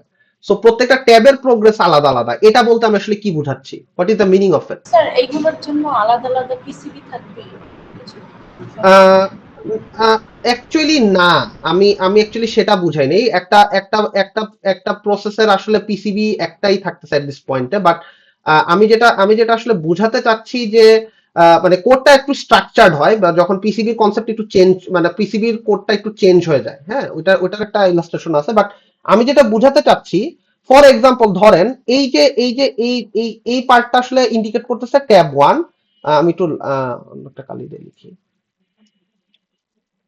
সো এই জায়গায় ইন্ডিকেট করতেছে ট্যাব 1, এটা ইন্ডিকেট করতেছে গুগলের ক্রোমের ট্যাব 2, এটা ইন্ডিকেট করতেছে ট্যাব 3। সো ট্যাব 3 তে ধরেন মিট চলতেছে, এখন গুগল মিটে যে কাজগুলো হচ্ছে সেটা কি ট্যাব 2 তে থাকা স্লাইডস এর উপরে কোনো ইমপ্যাক্ট পড়া উচিত, বা ট্যাব 1 এ থাকা স্ল্যাকের উপরে কি কোনো ইমপ্যাক্ট পড়া উচিত? সো যদি না পড়া উচিত, তার মানে কি এদের এদের এদের প্রোগ্রেসটা সেপারেটলি ট্র্যাক হচ্ছে, ইয়েস অর নো?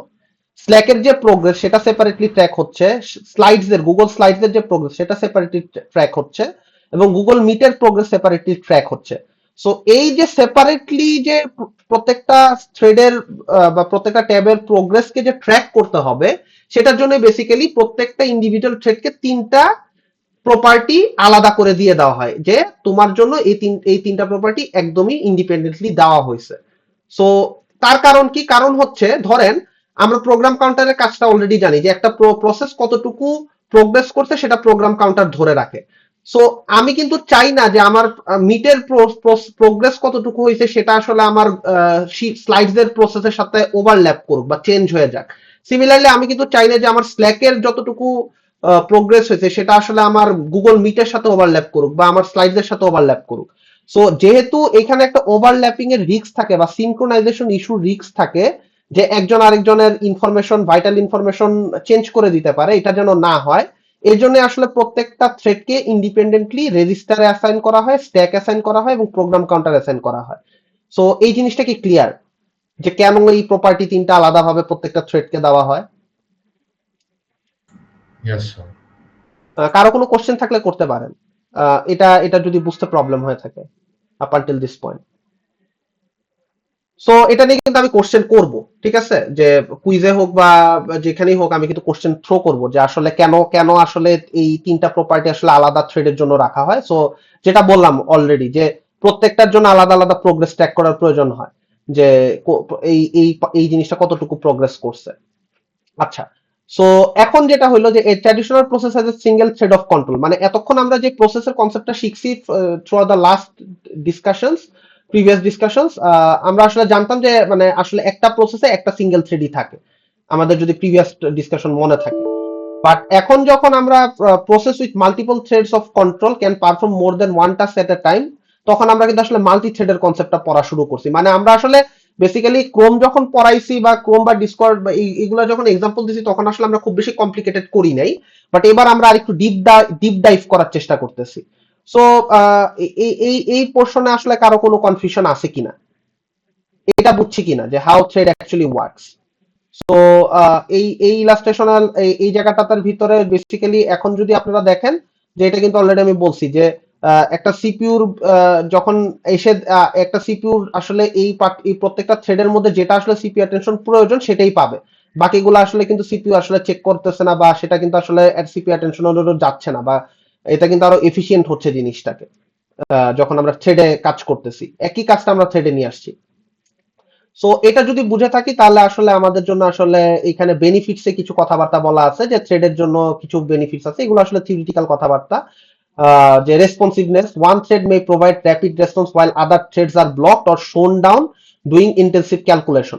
সো এই যে রেসপন্সিভনেস, এটার কিন্তু অলরেডি আমরা একটা ইলাস্ট্রেশনে আমরা কিন্তু এখানে ডিসকাস করতেছিলাম, যদি একটু মনে থাকে আপনাদের, যে এখানে বলতেছিলাম যে ট্যাব 1 ট্যাব 2 ট্যাব 3 বা ট্যাব 4 এ আসলে তেমন কিছু হচ্ছে না, এই ট্যাবগুলো হয়তো আইডেল বসে আছে, বা এই ট্যাবগুলোতে হয়তো খুব সিপিইউ ইন্টেন্সিভ মানে এমন কিছু কাজ চলতেছে যেটা এই মুহূর্তে হয়তো সিপিইউর প্রয়োজন নাই দেখার বা হোয়াটএভার। সো অনলি যেই থ্রেডটা আসলে সিপিইউর রেসপন্স দরকার সেটাই আসলে সিপিইউ রেসপন্স পাচ্ছে। সো আমাদের ট্যাব 5 আসলে গুগল মিট চলতেছিল, যেটা আসলে সিপিইউ অ্যাটেনশন পাচ্ছে। সো আমরা কিন্তু আসলে রেসপন্সিভনেস এর ব্যাপারটা কিন্তু বুঝতে পারি এখান থেকে, যে কেন আসলে থ্রেডিং আসলে আমাদেরকে বেটার রেসপন্সিভনেস প্রোভাইড করে, যে one thread may provide rapid response. So Google Meet হয়তো এই মুহূর্তে আমাদেরকে আমরা হয়তো খুব বেটার ভাবে আমরা রেসপন্স পাচ্ছি, while other threads are blocked or স্লোড down doing intensive calculation.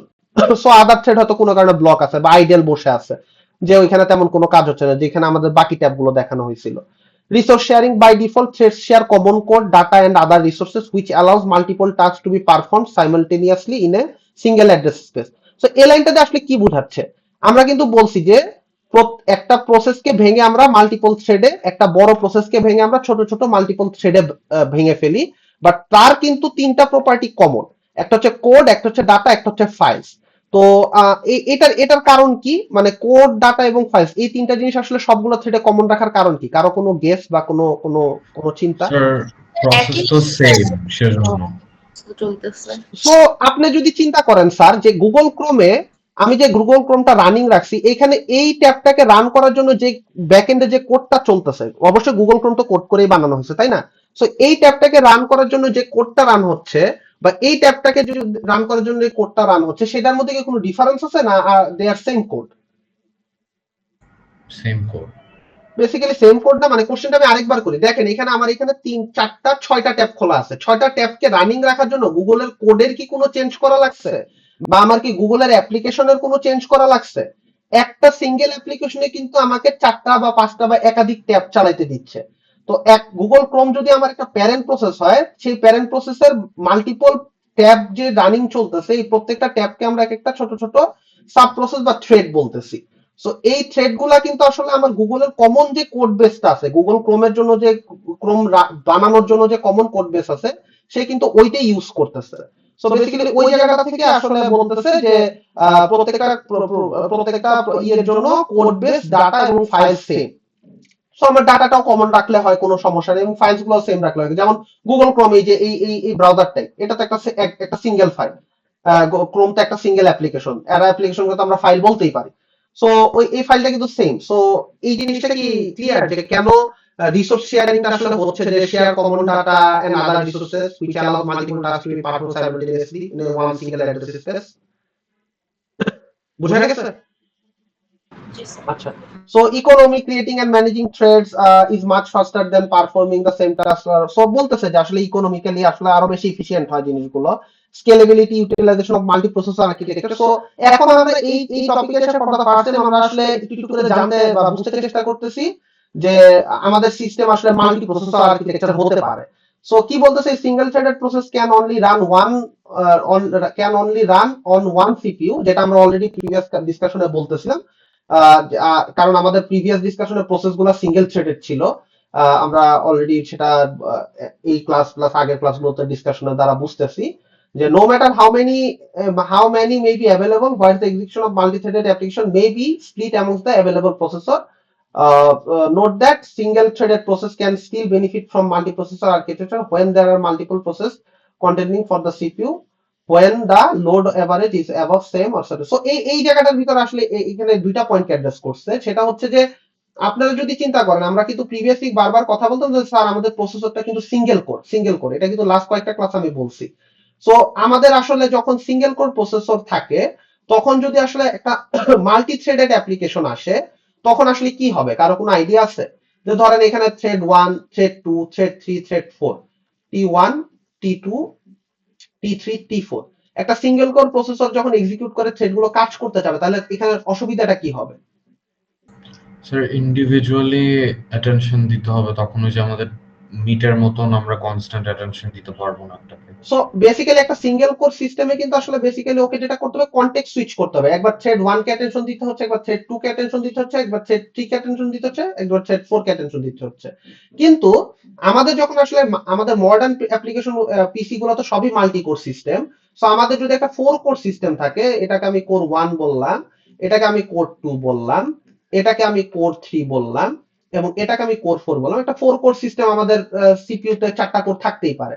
তো এখন কিন্তু আসলে আর ওই সমস্যাটা থাকতেছে না। এখন আমি কি করতে পারি? থ্রেড 1 কে আমি কোর 1 এ পাঠাইতে পারি, থ্রেড 2 কে আমি কোর 2 তে পাঠাইতে পারি, থ্রেড 3 কে আমি কোর 3 তে পাঠাইতে পারি, এবং থ্রেড 4 কে আমি কোর 4 এ পাঠিয়ে দিতে পারি। সো ওই জিনিসটা কিন্তু আমার জন্য বেশ এফিশিয়েন্ট বা বেশ ভালো, যে মাল্টি থ্রেডেড সিস্টেম কিন্তু আসলে আমাকে এই যে দেখেন split amongst the available processor, এই জায়গাটাতে আমাকে হেল্প করতেছে। যে আমার সিপিইউ তে যতগুলো অ্যাভেলেবল প্রসেসর, এই কোর যতগুলো আইডল কোর আছে, আমি তাদেরকে ইউজ করতে পারতেছি যখন আমার কোনো মাল্টি থ্রেডেড টাস্ক আসতেছে। So note that single-threaded process can still benefit from multi-processor architectures when there are multiple processes contending for the CPU. So এই লাইনটা একটু ডিফারেন্ট, একটা ডিফারেন্ট, এই ব্র্যাকেটের ভিতরে লাইনটা একটা ডিফারেন্ট অ্যানালজি আসলে পোর্ট্রে করছে। সেটা হচ্ছে বেসিক্যালি যেটা বলতেছে যে শুধুমাত্র যে multi threaded system, multi threading যে শুধুমাত্র মাল্টি কোরে বেনিফিট পাবে এমন না, বরং মাল্টিপল প্রসেস যদি থাকে, সেগুলো আসলে মাল্টি কোর থেকে বেনিফিট হতে পারে। মাল্টিপল প্রসেস বলতে আমি কি বুঝাচ্ছি? ধরেন আপনার সিস্টেমে এই মুহূর্তে 5টা প্রসেস চলতেছে বা 4টা প্রসেস চলতেছে, P1, P2, P3, P4।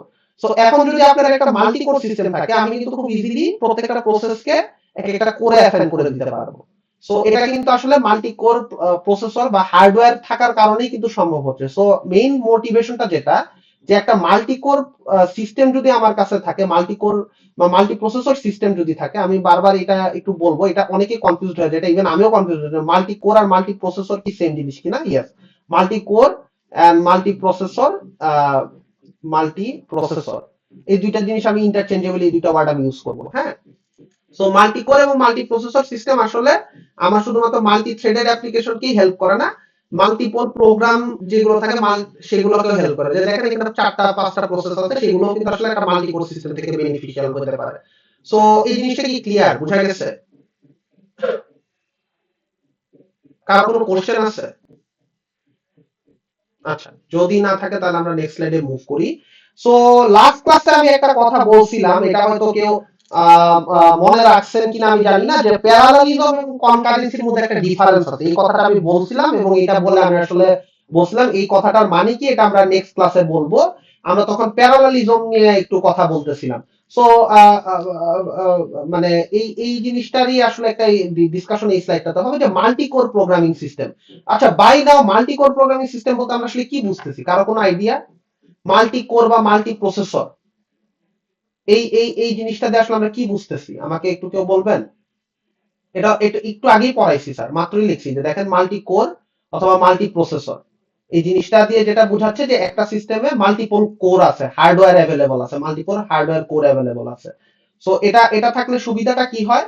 সুবিধা হচ্ছে যে আমি অ্যাক্টিভিটি ডিভাইড করে দিতে পারি, বেটার ব্যালেন্স করতে পারি, ডেটা স্প্লিট করতে পারি, ডেটা ডিপেন্ডেন্সি এনশিওর করতে পারি, টেস্টিং এবং ডিবাগিং, এই জিনিসগুলো আসলে আমরা আসলে মাল্টি কোর ইয়েতে আমাকে আসলে এনশিওর করতে হয়। যে চ্যালেঞ্জেস থাকে কিছু, সেগুলো আসলে মাল্টি কোর প্রোগ্রামিং আমাদেরকে অ্যাড্রেস করতে, সেটা আমি একটু পরে দেখবো। তার আগে আমরা এই দুইটা ছবি আসলে বোঝার চেষ্টা করি। আচ্ছা, এই ছবিটা দেখে কি মনে হয়? কনকারেন্ট এক্সিকিউশন, এটা আমি ক্লাসে অলরেডি একবার আঁকছিলাম। এটা দেখে কি মনে হচ্ছে? একটা সিঙ্গেল কোর সিস্টেম আছে, যেখানে আসলে কি হচ্ছে, সিপিইউ একটার পর একটা কনটেক্সট সুইচ করছে। একবার টাস্ক 1 কে টি দিয়ে এখানে টাস্ক বুঝাচ্ছে। সো আমি টি দিয়ে কি বুঝাচ্ছে সেটা বলে দিলাম। একবার টাস্ক 1 এ যাচ্ছে, টাস্ক 2 তে যাচ্ছে, টাস্ক 3 তে যাচ্ছে, টাস্ক 4 এ যাচ্ছে, টাস্ক 1 এ আবার যাচ্ছে। সো কনকারেন্ট এক্সিকিউশন মানে কি? কনটেক্সট সুইচ করে যাওয়া, ঠিক আছে? কনটেক্সট সুইচ করে যাইতেছি যখন আমরা, তখন এটাকে বলছি কনকারেন্ট এক্সিকিউশন আর কনসেপ্ট বলতেছি। আর প্যারালাল জিনিসটা কি, প্যারালাল প্রসেসিংটা কি, যখন আমরা বলি তখন আমরা আসলে বুঝাই যে আমার সিস্টেম আসলে একের বেশি কোর অ্যাভেলেবল আছে। সো আমার এখানে দেখেন আমার সিস্টেমটা একটা ডুয়েল কোর সিস্টেম। এই জায়গার ভিতরে কি হচ্ছে, T1 T3 কন্টেক্সট সুইচ করতেছে এবং এই জায়গার ভিতরে T2 T4 কন্টেক্সট সুইচ করতেছে। সো এই দুই জায়গার ভিতরে আসলে বেসিক্যালি কনকারেন্সি বা প্যারালেলিজম দুই জায়গায় আসলে কন্টেক্সট সুইচ হচ্ছে। আমাকে আরেকটা, আমি একটু বেটার একটা এক্সাম্পল দিয়ে আমি আসলে বোঝানোর চেষ্টা করি যে কনকারেন্সি জিনিসটা কি। কনকারেন্সি জিনিসটা কি এটা এটা এটা বোঝানোর জন্য আমি আরেকটা বেটার এক্সাম্পল আসলে আমার কাছে মনে হয় it's better example. Let's say চিন্তা করি যে একটা রুম আছে, এই রুমের ভিতরে একটাই কম্পিউটার আছে, ঠিক আছে। এখন আপনারা হয়তো 5 জন বন্ধু আছেন, friend 1, friend 2, friend 3, friend 4, friend 5, 5 জন বন্ধু আছেন এবং এই রুমে একটাই কম্পিউটার আছে। তো এখন যখন আপনারা 5 জন বন্ধু এই কম্পিউটারটি ইউজ করতে চাবেন, আমি আপনাদেরকে বলে দিলাম প্রত্যেক বন্ধু কেউই 10 মিনিটের বেশি কম্পিউটারটি ইউজ করতে পারবেন না। তখন আসলে কি করবেন আপনারা? What will you do? আমি বলে দিলাম একটা রুমে একটা কম্পিউটার আছে এবং আপনার 5 জন বন্ধু সেটা ইউজ করবেন এবং কেউই 10 মিনিটের বেশি কম্পিউটারটি ইউজ করতে পারবে না। তখন কি করবেন? সেটা প্রত্যেক 10 মিনিট পর পর সুইচ করব। একজন বলেন। এভরি 10 মিনিটস আমরা হচ্ছে সুইচ করে করে ফ্রেন্ডরা ইয়া করব। এক্স্যাক্টলি। সো একবার ফ্রেন্ড 1 ইউজ করলো, দেন ফ্রেন্ড 2 ইউজ করলো, দেন ফ্রেন্ড 3 ইউজ করলো, দেন ফ্রেন্ড 4 ইউজ করলো, দেন ফ্রেন্ড 5 ইউজ করলো, আবার কন্টেক্সট সুইচ করে ফ্রেন্ড 1 আসলো। সো এই কন্টেক্সট সুইচ করে আমরা কি করতেছি, কনকারেন্টলি এক্সিকিউশন করতেছি, কেউই এট এ টাইম অ্যাটেনশন পাচ্ছে না। সো এই জিনিসটা আসলে কনকারেন্সি বোঝার জন্য আমার কাছে মনে হয় খুব ভালো একটা অ্যাপ্রোচ।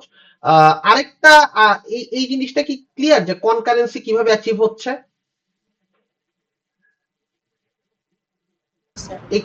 আচ্ছা, তো এইটা যদি বুঝি তাহলে প্যারালালিজমে আসলে কি হচ্ছে। এবার আমি আমি আমি যদি আপনাদেরকে বলি যে আমি আমি এই জায়গাটা থেকে কনকারেন্সি ওয়ার্ডটা সরে দিই, আমরা এবার প্যারালালিজম জিনিসটা বোঝার একটু চেষ্টা করি।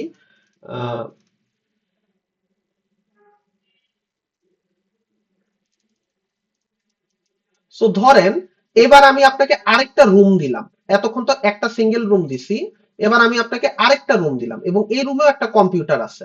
নাও এখন আমাকে বলেন তো যে এখন আসলে ব্যাপারটা কেমন হবে।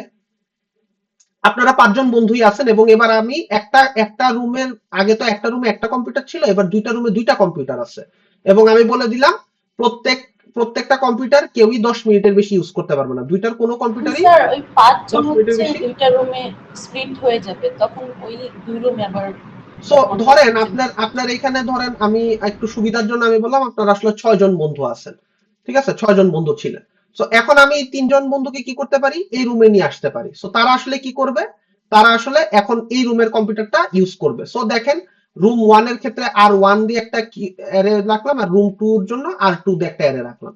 সো এখন কি হবে দেখেন, যারা নাকি রুম 1 এ আছে, রুম 1 এ কারা কারা আছে, রুম 1 এ আছে ফ্রেন্ড 1 2 3, এই তিনজন ফ্রেন্ড হচ্ছে রুম 1 এ আছে।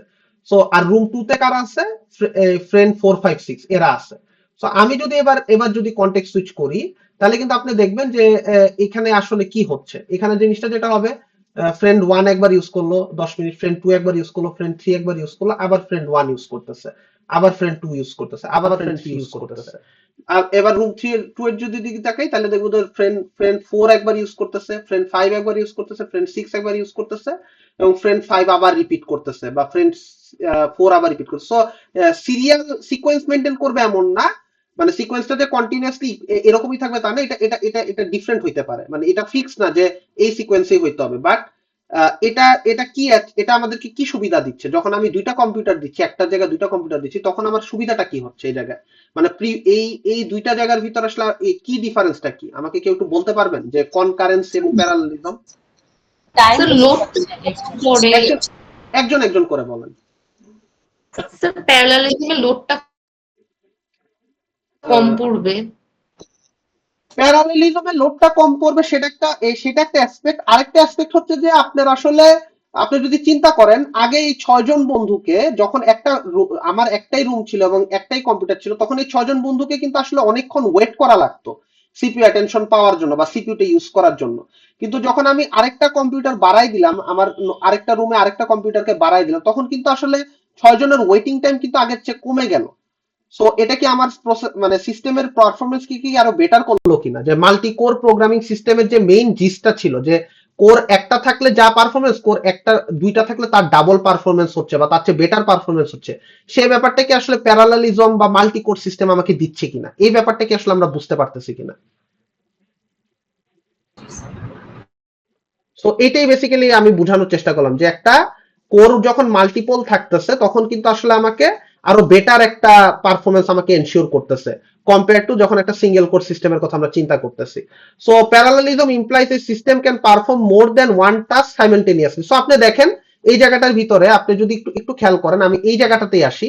সো দেখেন আপনার ফ্রেন্ড 1 এবং ফ্রেন্ড 4 তারা কিন্তু প্যারালালি দুইজন কিন্তু আলাদা আলাদা ভাবে কম্পিউটার ইউজ করার সুযোগ পাচ্ছে। আপনি যদি একটু খেয়াল করেন, খুব ক্লোজলি খেয়াল করেন, ফ্রেন্ড 1 এবং ফ্রেন্ড 2 দুইটা আলাদা কম্পিউটার প্যারালালি ইউজ করতেছে, ফ্রেন্ড 2 ফ্রেন্ড 5 আলাদাভাবে কম্পিউটার ইউজ করতেছে, ফ্রেন্ড 3 ফ্রেন্ড 6 আলাদাভাবে কম্পিউটার ইউজ করার সুযোগ পাচ্ছে, জাস্ট বিকজ আপনার কোর কাউন্ট বাড়াই দিছে। কিন্তু আপনি যদি এইখানে দেখেন যে এই জায়গাটার ভিতরে যখন একটা সিঙ্গেল কোর সিস্টেম ছিল, যখন থ্রেড 1 এক্সিকিউট করতেছে, মানে ফ্রেন্ড 1 যখন এক্সিকিউট করতেছে, ফ্রেন্ড 1 যখন কম্পিউটারটি ইউজ করতেছে তখন কিন্তু ফ্রেন্ড 2 কে আসলে বসে থাকতে হয়। আবার ফ্রেন্ড 2 যখন ইউজ করে তখন কিন্তু রেস্ট অফ দা ফ্রেন্ড যারা ছিল, বাকি 5জন ফ্রেন্ড যারা ছিল তাদেরকে বসে থাকতে হচ্ছে। ফ্রেন্ড 3 যখন কাজ করতেছে তখন friend 1 friend 2 friend 1 friend 2 friend 4 friend 5 friend 6 এদের বসে থাকতে হচ্ছে। ফ্রেন্ড 4 যখন কাজ করতেছে তখন friend 1 friend 2 friend 3 friend 5 friend 6 এদেরকে বসে থাকতে হচ্ছে। সো সিঙ্গেল কোর সিস্টেমে যেখানে 5জন মানুষকে বসে থাকতে হইতেছিল, যেহেতু জাস্ট একটা কোর আছে, সেখানে কিন্তু আমার আসলে প্যারালালিজমের থ্রুতে মাল্টি কোর সিস্টেমে কিন্তু আসলে সেখানে হয়তো আমাকে 4জন বসে থাকতেছে, এবং সেটা কিন্তু আমার জন্য আগের চেয়ে বেটার একটা পারফরমেন্স এনশিওর করাতেও আমাকে বেটার ভাবে হেল্প করতেছে। সো এটাই আসলে আমাকে আসলে প্যারালালিজমে আমাকে বেশি বেনিফিট দেয়। তো বাট এটার কিছু চ্যালেঞ্জেস আছে, যে ডিভাইডিং অ্যাক্টিভিটিস, যে কাকে কতটুকু টাস্ক ডিভাইড করে দেওয়া হবে এবং ব্যালেন্সটা কিভাবে এনশিওর করা হবে, এবং ডেটা স্প্লিটিংটা কিভাবে হবে, যে প্রপারলি ইনফরমেশন কিভাবে আমরা স্প্লিট করে দিব, বা ডেটা ডিপেন্ডেন্সি কিভাবে এনশিওর করব। সো আমি যদি এইগুলা একটু একটু একটু বোঝানোর চেষ্টা করি যে ডিভাইডিং অ্যাক্টিভিটিস এই জিনিসটাতে আসলে কি বোঝাচ্ছে, what is the meaning of this line dividing activities, কি বোঝাচ্ছি, কারো কোনো আইডিয়া? একটা মাল্টি কোর সিস্টেমের ডিভাইডিং অ্যাক্টিভিটিস এটা কেন চ্যালেঞ্জিং, কেন, এটার কারণ কি? কোন কোরটা কোন মানে কাজ করবে সেটা ডিপেন্ড করে। এক্স্যাক্টলি। সো আমি কোন কোডটাকে আসলে কোন কাজটা দিব, এটা কিন্তু একটা চ্যালেঞ্জিং পার্ট। কারণ হচ্ছে যে ওটা যদি আমি আসলে প্রপারলি করতে না পারি তাহলে কিন্তু আমার আসলে বেশ কিছু প্রবলেম সামটাইমস হইতে পারে। ইটস এ আরবিটারি কেস, যে কোনো প্রবলেম হইতে পারে, যে অ্যাক্টিভিটি ডিভাইড করার সময় আসলে যে কোনো প্রবলেমই হইতে পারে। এবং অ্যাক্টিভিটি ডিভাইড করার সময় যদি আসলে প্রপার ব্যালেন্স আমি এনশিওর না করি, তাহলে এমন হইতে পারে যে আসলে মানে কিছু এমন এমন এমন কিছু হেভি টাস্ক আছে যেগুলোকে আসলে আমি হয়তো প্রপারলি একটা কোরের কাছে অ্যাসাইন করি নাই, এবং তখন হয়তো আমার পুরো প্রসেসটা ওভারঅল স্লো হয়ে গেছে। ধরেন আমি একটা সিম্পল জিনিস আমি আপনাদেরকে বুঝাই, যে ধরেন আমার একটা মাল্টি কোর সিস্টেম আছে যেখানে আমার C1 C2 C3 C4 চারটা কোর আছে, হ্যাঁ। তো এখন আমি দেখলাম, আমি যদি দেখি যে এই চারটা কোরের মধ্যে এই কোরটাই শুধুমাত্র অকুপাইড, মানে এই কোরেই কোন একটা কাজ চলতেছে, আর বাকি 3টা কোর হচ্ছে আইডেল বসে আছে, বাকি 3টা কোর আসলে আইডেল বসে আছে। এখন আমি যদি স্মার্ট ভাবে টাস্ক ডিভাইড না করি, মানে অ্যাক্টিভিটি ডিভাইড না করি এবং ব্যালেন্সের ব্যাপারটা না বুঝি, আমি আসলে এমন কিছু করলাম, আমি আসলে আমার একটা খুব হেভি ওয়েট একটা থ্রেডকে আমি আসলে C4 এ কোর 4 এর মধ্যে অ্যাটাচ করার জন্য বসে আছি। তো এখন এখানে প্রবলেমটা কি, যে এটাতে আসলে প্রবলেমটা কি, যে কোর 4 এ যদি আমি থ্রেড 1 কে অ্যাসাইন করতে চাই, প্রবলেমটা কি? প্রবলেমটা হচ্ছে আমি কিন্তু অলরেডি বলছি যে কোর 4 টা অলরেডি অকুপাইড। তার মানে দাঁড়াচ্ছে যে যতক্ষণ না কোর 4 টা আসলে ফাঁকা হচ্ছে ততক্ষণ কিন্তু আমি থ্রেড 1 কে আসলে জায়গা দিতে পারতেছি না কাজ করার জন্য।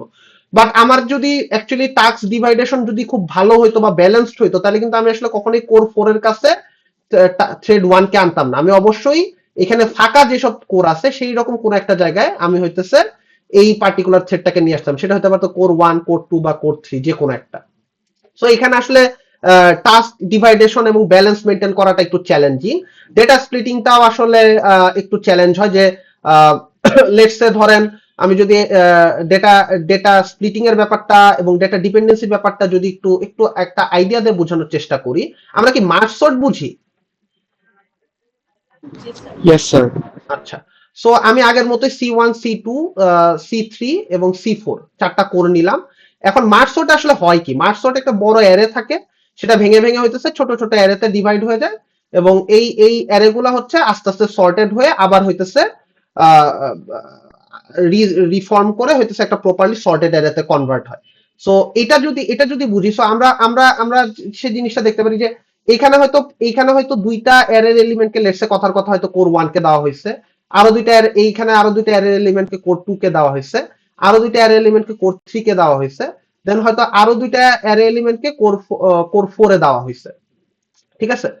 এখন এই যে আমি প্রত্যেকটা দুইটা করে এলিমেন্ট যে আমি অ্যারেকে দিচ্ছি, দুইটা করে এলিমেন্ট যে আমি অ্যারেকে আসলে দিচ্ছি, এখানে আসলে প্রবলেমটা কি, বা এখানে আসলে ডেটা স্প্লিটিং এর ক্ষেত্রে এটা চ্যালেঞ্জিং কেন, আমাকে কি একটু বলতে পারবেন?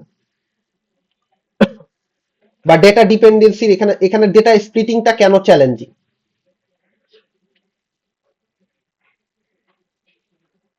একটু বলেন তো কেউ, ট্রাই করেন। ধরেন আমার এখানে আরো কিছু চাঙ্ক আমি বানাইলাম, এবং এটা আমি ধরলাম কোর 4 কে দিলাম। এখন একটু খেয়াল করেন তো, এইখানে একটা চাঙ্ক আছে, খেয়াল করছেন, এটা কি কোনো কোরকে দিতে পারছি? এখন আপনি কিন্তু জানেন যে আপনাকে কিন্তু আমি এই কোশ্চেনটা আরেকবার একটু করি একটু বেটার ভাবে, যে এইখানে চারটা ধরেন অ্যারের ইন্ডেক্সকে আমি দিছি, বা মোর দেন ওয়ান ইন্ডেক্সকে আমি দিছি, বাট এইখানে আরেকটা কিন্তু মানে চাঙ্ক ছিল যেটাকে আসলে আমি কোনো করে দিতে পারি, কারণ আমার সবগুলা করি আসলে এই পয়েন্টে অকুপাই।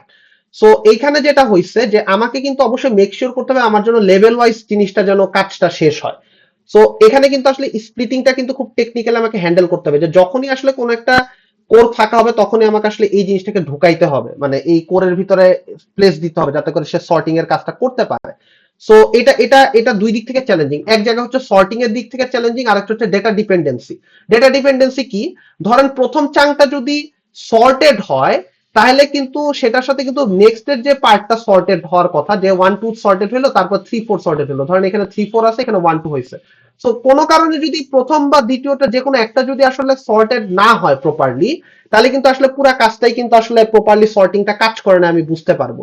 সো এটাতে যে আসলে ডেটা ডিপেন্ডেন্সিটা এনশিওর করা লাগে খুব ঠিকঠাক ভাবে, এটা কি বোঝা যাচ্ছে? মানে ডেটা ডিপেন্ডেন্সিটা কি বোঝা যাচ্ছে, যে মাল্টিপল কোরের ভিতর যে সর্টিংটা চলতেছে সেটা যেন প্রপারলি হয়, সেটা যেন কেউ কারোর সাথে যেন সিনক্রোনাইজেশন হারায় না ফেলে।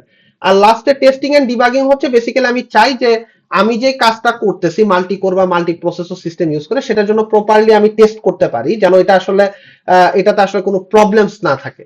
সো এই জিনিসগুলো আসলে এই স্লাইডটাতে বোঝানো হয়েছে। এই স্লাইডটা নিয়ে কারো কোনো কোশ্চেন্স আছে কিনা? এই স্লাইডটা নিয়ে আমি গতবার অনেক কোশ্চেন্স পাইছিলাম, আপনাদের কারো কোনো কোশ্চেন্স আছে কিনা, বা কিছু বুঝি নাই, বা আরেকটু স্যার এটা বুঝাইলে বেটার হইতো, আমার এই জায়গাটাতে একটু কনফিউশন আছে, এনিওয়ান এনিথিং? আচ্ছা, যেহেতু কেউ কিছু বলতেছেন না, আই হোপ আপনারা বুঝতেছেন। সো এখানে একটা মাল্টি কোর প্রোগ্রামিং সিস্টেম আছে, দেখেন ডেটা মাল্টি কোর প্রোগ্রামিং এর দুইটা ওয়েতে করা যায়, একটা হচ্ছে ডেটা প্যারালালিজম, একটা হচ্ছে টাস্ক প্যারালালিজম। আমরা একটু পড়ি, প্রথম লাইনটা কি বলছে, data parallelism distribute subset of the same data across the multiple core, same operation on each. So এই এক্সাম্পলটা কি কারো মাথায় আসতেছে যে এটা কি, এটা কোন এক্সাম্পল, এনি আইডিয়া? মাত্রই পড়াইছি, দেখেন প্রথম লাইনটা ডিস্ট্রিবিউট। চাঙ্কে করে ভাগ করে দিছি যে ওটা। সো আপনি যদি আসলে মার্জ সর্টের এক্সাম্পলটা একটু চিন্তা করেন, ধরেন আমার মার্জ সর্টের অ্যারেটা হচ্ছে, আসলে তো এত ছোট অ্যারেতে মার্জ সর্ট চালানোর কোনো মানে নাই, তাও আমরা ধরুন 4 লেংথের একটা অ্যারে আছে। সো এই 4 লেংথের অ্যারেটা আসলে কিভাবে কি হয়, এটা আসলে প্রথমে 2 লেংথে ভাগ হবে, দেন হয়তো এটাকে আরো একটা ছোট ছোট চাঙ্কে ভাগ করব। সো এই যে একটা সিঙ্গেল সেট অফ ইনফরমেশন 1 2 3 4 ছিল, হয়তো এটা আমি এখানে সর্টেড অবস্থায় দিছি, বাট এটা তো অবশ্যই আনসর্টেড একটা অ্যারে হবে। সো এখানে কি হচ্ছে, এখানে যেটা হচ্ছে যে বেসিক্যালি আমার একটা সিঙ্গেল সোর্স অফ ইনফরমেশনকে আমি কি করতেছি, অ্যাক্রস দ্য মাল্টিপল কোরের মধ্যে পাঠাচ্ছি। সো এই 1 কে আমি ধরেন এখানে পাঠাচ্ছি, 2 কে হয়তো আমি এখানে পাঠাচ্ছি, 3 কে হয়তো আমি এখানে পাঠাচ্ছি, 4 কে হয়তো আমি এখানে পাঠাচ্ছি। সো এটাই বলতেছে যে ডেটা প্যারালেলিজম, একটা সিঙ্গেল অ্যারেকে যখন আমি অ্যাক্রস মাল্টিপল কোরের মধ্যে ডিস্ট্রিবিউট করে দিচ্ছি, তখন এটাকে আমরা বলতেছি ডেটা প্যারালালিজম। ঠিক আছে, যে সেম ইনফরমেশন, যার মানে একটা সেম ইনফরমেশনকে ছোট ছোট সাবসেটে, মানে এই পুরো ইনফরমেশনটা একটা বড় একটা মেইন সেট, এবং এই মেইন সেটটাকে যখন আমি ছোট ছোট চাঙ্কে ভেঙে ফেলতেছি তখন আমি সেটাকে সাবসেট বলতেছি। সেই সাবসেট অফ ইনফরমেশনকে আমি মাল্টিপল কোরের মধ্যে ভাগ করে দিচ্ছি এবং প্রত্যেকেই কিন্তু সেম অপারেশন করতেছে। কিপ দ্যাট ইন মাইন্ড, প্রত্যেকটা ডেটার উপরই কিন্তু সেম অপারেশন পারফর্ম হচ্ছে। সো এই জায়গাটার ভিতরে সেম অপারেশনটা কি হচ্ছে, এই জায়গাটার ভিতরে প্রত্যেকটা কোর যেটা করতেছে প্রত্যেকটা এলিমেন্টকে সর্ট করার কাজটা করতেছে। দেখেন এখানে কিন্তু কোর গুলা কিন্তু অন্য কোনো কাজ করে না, কোর গুলোর প্রত্যেকটা কি একটা কাজই করতে বলা হয়েছে যে তোমাকে আমি ডেটা দিচ্ছি, তুমি এই ডেটাগুলোকে শুধু সর্টই করবা, এই ডেটার উপরে অন্য কোনো কিছু করবা না। সো এটা হচ্ছে আমার ডাটা প্যারালেলিজম। টাস্ক প্যারালেলিজমটা একটু ডিফারেন্ট, সেটা কি বলতেছে, distributes thread across cores, each thread performing unique operation. So এখানে যেটা হচ্ছে যে আপনার এখানেও দেখেন এই এবার যদি আমি একটু ক্লিন করে নেই, টাস্ক প্যারালেলিজমটাতে আসলে কি বলতেছে। টাস্ক প্যারালেলিজমে যেটা বলতেছে যে আপনাকে distribute threads across course.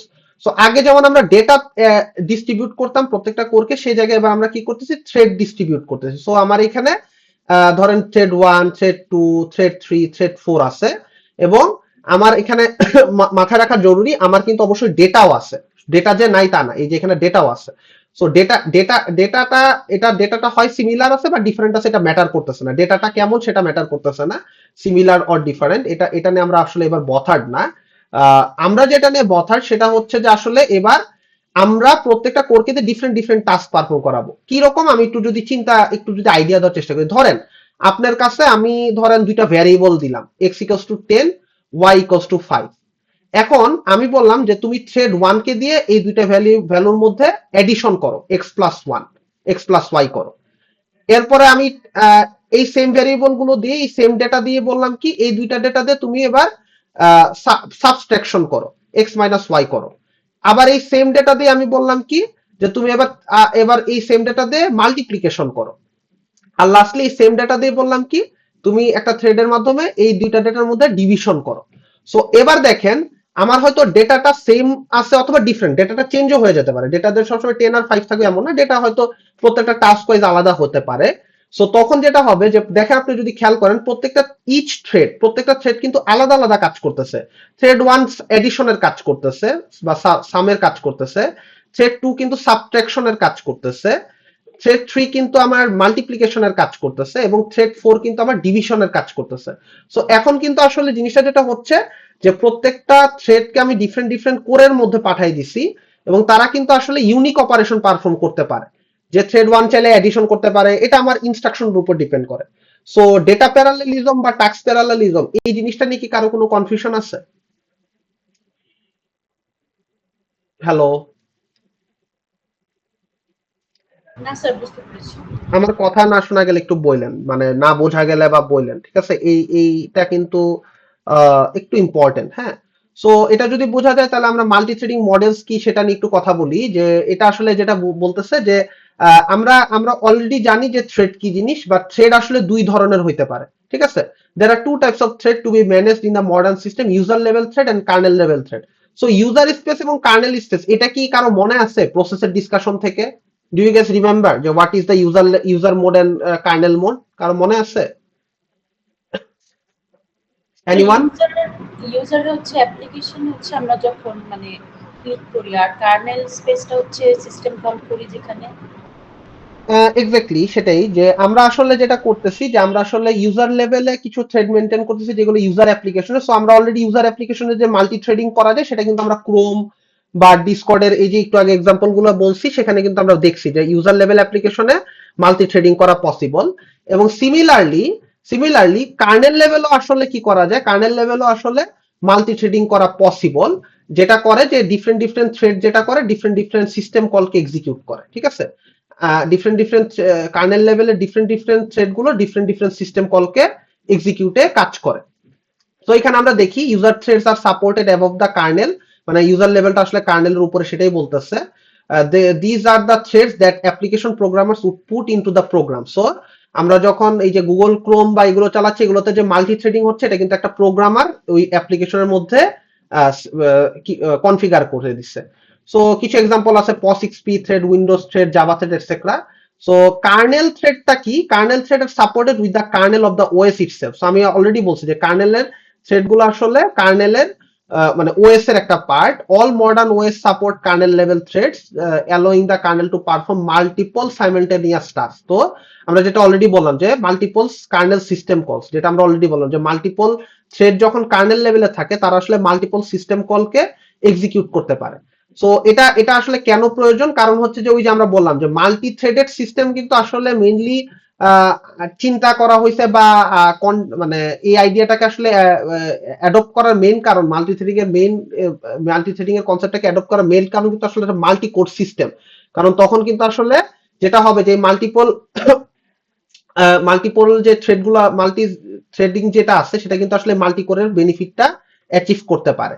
So এখন আমার কোশ্চেন হচ্ছে যে এই ইউজার লেভেল থ্রেড এবং কার্নেল লেভেল থ্রেড এরা আসলে কিভাবে এক্সিকিউট হয়? কারো কোনো আইডিয়া আছে বা কোনো কিছু অ্যাড করতে চান? মানে ইউজার লেভেল থ্রেড আমি বুঝলাম, কার্নেল লেভেল থ্রেড আমি বুঝলাম, ইউজার লেভেল থ্রেডের কাজ হচ্ছে আমি ইউজার লেভেল থ্রেড কিভাবে কাজ করে সেটাও আমি জানি, যে একটা বড় প্রসেসকে ভেঙে ভেঙে ছোট ছোট থ্রেডে আমি কনভার্ট করি। যেমন একটা গুগল ক্রোম, একটা ধরেন 10টা ট্যাব আছে গুগল ক্রোমে, সো এটাকে 10টা ডিফারেন্ট ট্যাবগুলোকে 10টা ডিফারেন্ট থ্রেডে ভাগ করে ফেললাম। সিমিলারলি কার্নেল স্পেস আমার 10টা থ্রেড আছে, বাট এরা আসলে নিজেদের ভিতর কিভাবে কাজ করে সেটা আসলে আমাদের একটু বোঝা জরুরি। সো যেটা হয় যে বেসিক্যালি প্রত্যেকটা ইউজার লেভেল থ্রেড আসলে প্রত্যেকটা কার্নেল লেভেল থ্রেডের সাথে ইন্টারঅ্যাক্ট করে। এখন কোশ্চেন আসতেছে যে sir user level thread kernel level থ্রেডের সাথে আসলে ইন্টারঅ্যাকশনের প্রয়োজনীয়তাটা কি? আমি যদি একটা সিঙ্গেল এক্সাম্পল দিয়ে বুঝাই, বা ইউজার লেভেল আর এখানে আমি লিখলাম কার্নেল লেভেল, ঠিক আছে, কার্নেল লেভেল। সো আমি এখানে একটা দাগ টানলাম। সো ধরেন ইউজার লেভেলে আমার 4টা থ্রেড আছে, এই 4টা থ্রেড হচ্ছে গুগল ক্রোমে 4টা ট্যাবকে ইন্ডিকেট করতেছে, ঠিক আছে। এবং কার্নেল লেভেলও আমার আসলে 4 কোরের একটা কোয়াড কোর সিস্টেম আছে, 4টা কোর আছে, এখানে আমার 4টা কার্নেল লেভেল থ্রেড আছে, যেটা হচ্ছে বেসিক্যালি ওএস বানায় রাখছে। এখন আমি একটা জিনিস আপনাদেরকে শুরুতেই বলে দিতে চাই, এটা সবসময় মাথায় রাখবেন, কার্নেল লেভেলে ততগুলো থ্রেডই হওয়া পসিবল আপনার সিস্টেমে যতগুলো ফিজিক্যাল কোর অ্যাভেলেবল। এই জিনিসটা একদম মাথায় স্টোর করে নেবেন। আপনার সিস্টেমে যে কয়টা ফিজিক্যাল কোর আছে ঠিক সেই সংখ্যক কার্নেল থ্রেড ওএস এর থাকতে পারে, ঠিক আছে।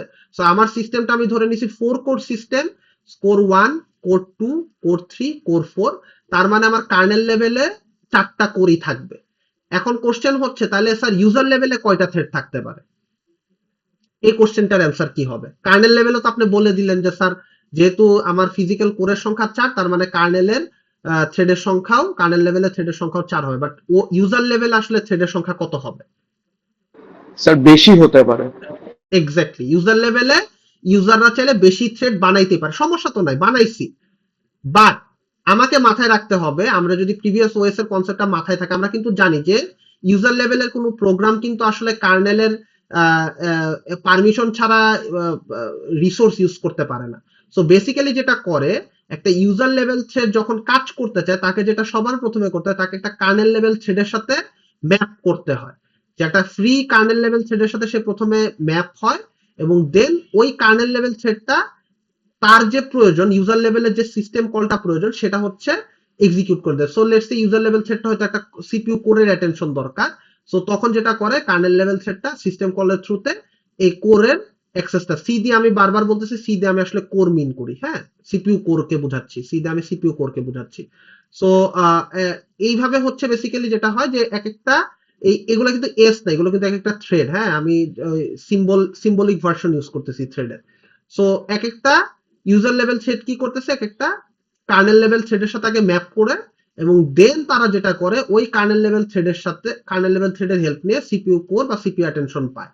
সো এই জিনিসটা যদি বোঝা যায় যে ইউজার লেভেল থ্রেড কেন কার্নেল লেভেল থ্রেডের উপরে ডিপেন্ডেন্ট, তাহলে এটার কারণ আমি অলরেডি বলছি, যে কারণ ইউজার লেভেল থ্রেডটা আসলে ডিরেক্টলি কখনো সিপিইউ রিসোর্সেস ইউজ করতে পারবে না, তাকে অবশ্যই কার্নেলের হেল্প নিতে হবে, আর কার্নেলের হেল্প নিতে গেলে আসলে তাকে কার্নেল থ্রেডের হেল্প নিতে হবে, কার্নেল লেভেল থ্রেডের হেল্প নিতে হবে। সো এখানে আসলে বিভিন্ন ধরনের মডেল অ্যাপ্লাই করা যায় কার্নেল লেভেল থ্রেডিং এর, মাল্টি থ্রেডিং এর বিভিন্ন মডেল আছে। Many users level thread map to single kernel thread. So এটা একটু দেখেন এখানে কি হচ্ছে, এখানে ইউজার লেভেলে 4টা থ্রেড ছিল এবং আমার কার্নেল লেভেলে একটা থ্রেড ছিল। সো কি করতেছে, এই 4টা থ্রেড আসলে কনটেক্সট সুইচ করে করে একটা টাইমের পর পর আসলে কার্নেল লেভেল থ্রেডের সাথে ম্যাপ হয় এবং সেটা ইউজ করে।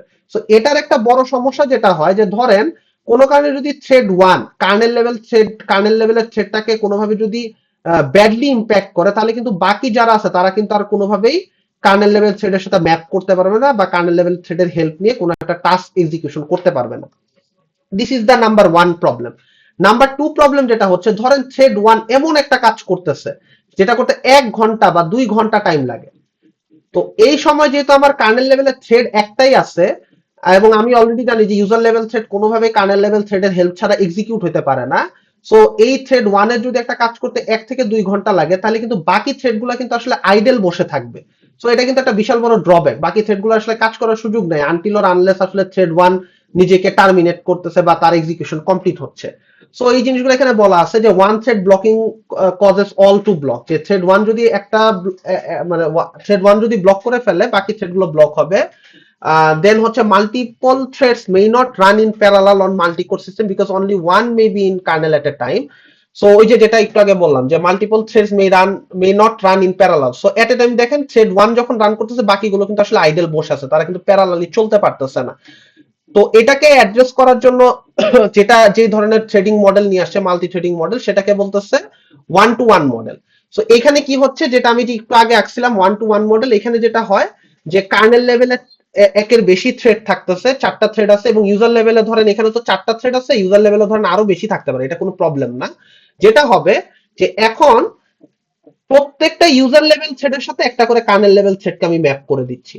এতে করে সুবিধাটা কি হচ্ছে, এতে করে আমার সুবিধা হচ্ছে যে প্যারালালিজমকে আমি অ্যাচিভ করতে পারতেছি, যে এট এ টাইম থ্রেড 1 ও কাজ করতে পারতেছে, থ্রেড 2 ও কাজ করতে পারতেছে, থ্রেড 3 ও কাজ করতে পারতেছে, থ্রেড 4 ও কাজ করতে পারতেছে। সো এই জিনিসটা আমাকে যেটা করতেছে, আমাকে অনেক বেশি অ্যাডভান্টেজ দিচ্ছে। সো এটা দেখেন, each user level thread maps to kernel level thread creating a user level thread creates a kernel level thread.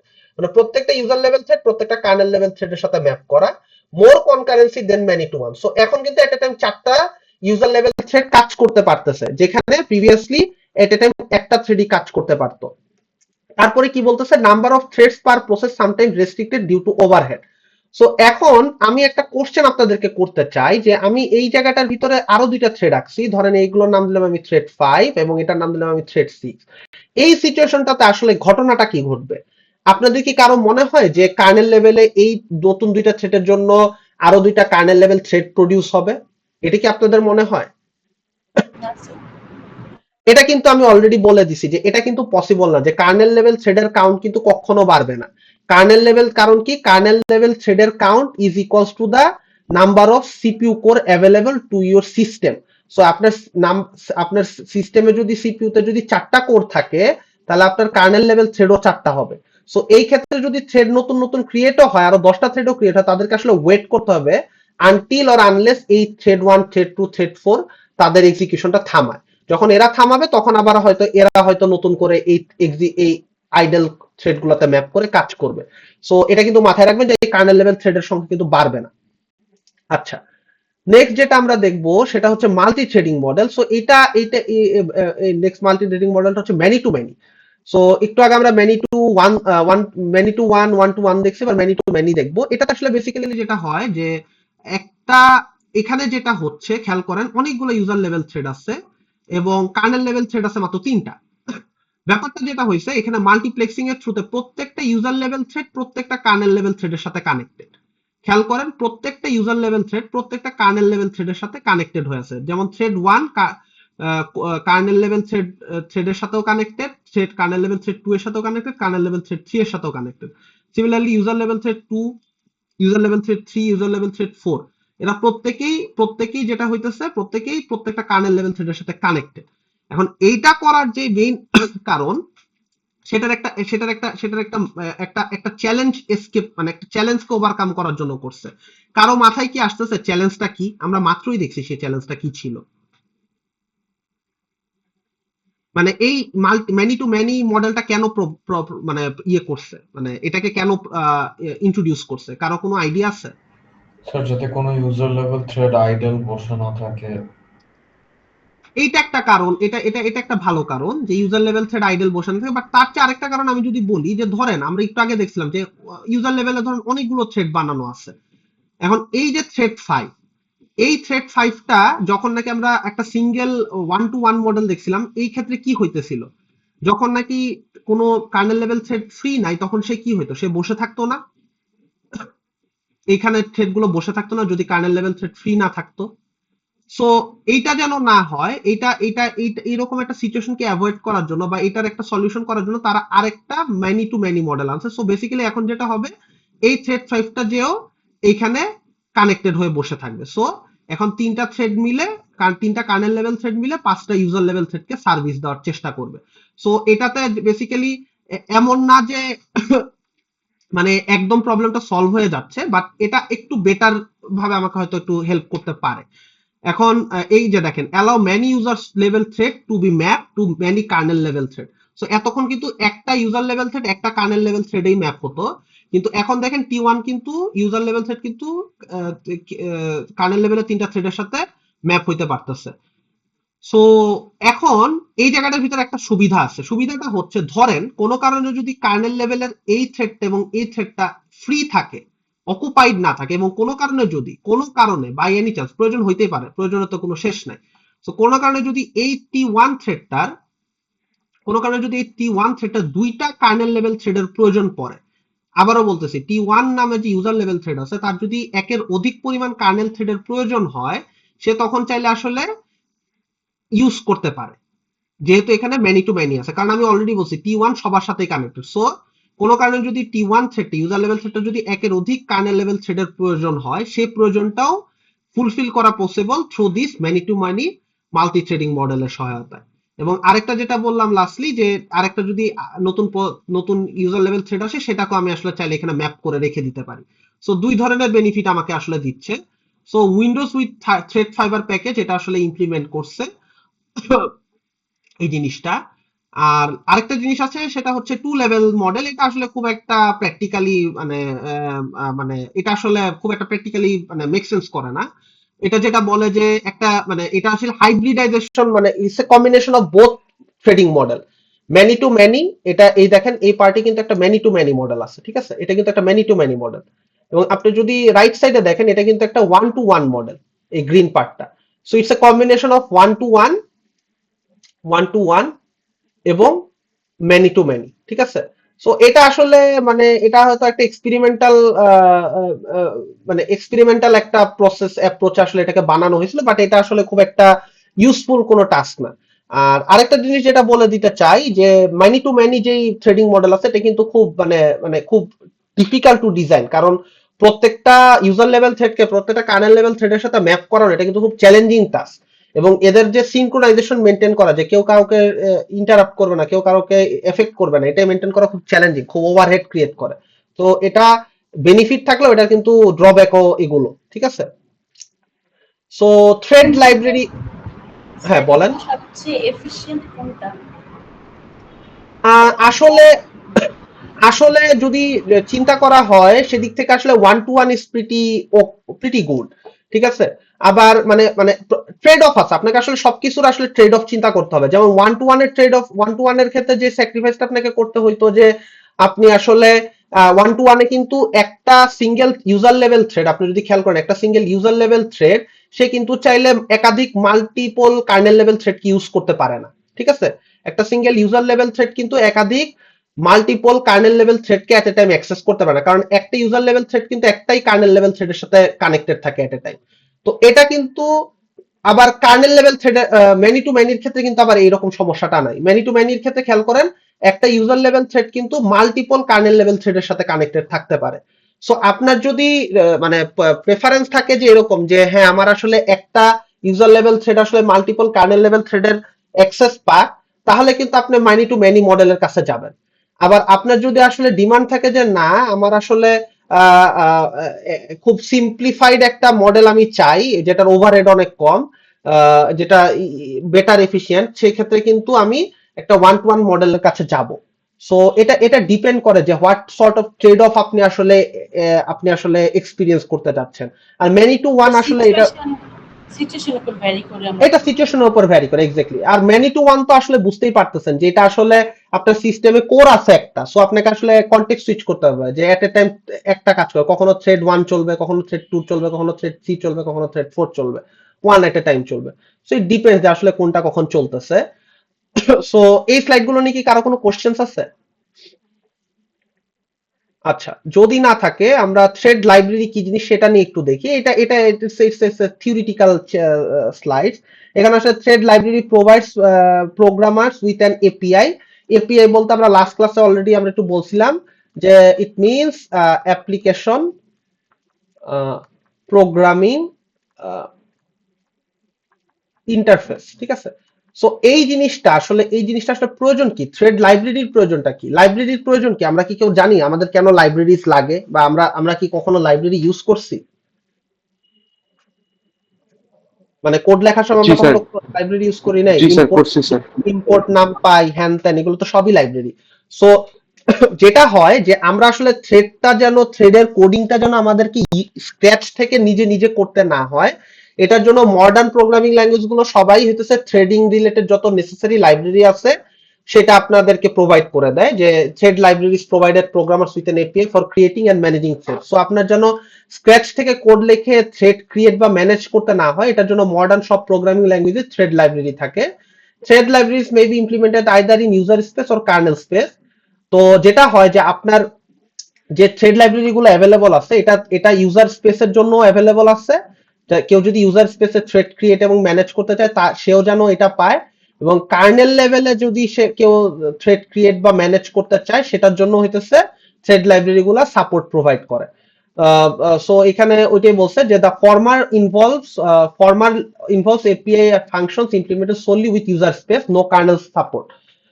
So old generation যেসব ওএস এর ভার্সন বলি, বা সরি, ওল্ড জেনারেশন যেসব প্রোগ্রামিং ল্যাঙ্গুয়েজের ভার্সন আছে, ওইসব প্রোগ্রামিং ল্যাঙ্গুয়েজে শুধু ইউজার স্পেসে থ্রেড ক্রিয়েট করার ফ্যাসিলিটি দিত।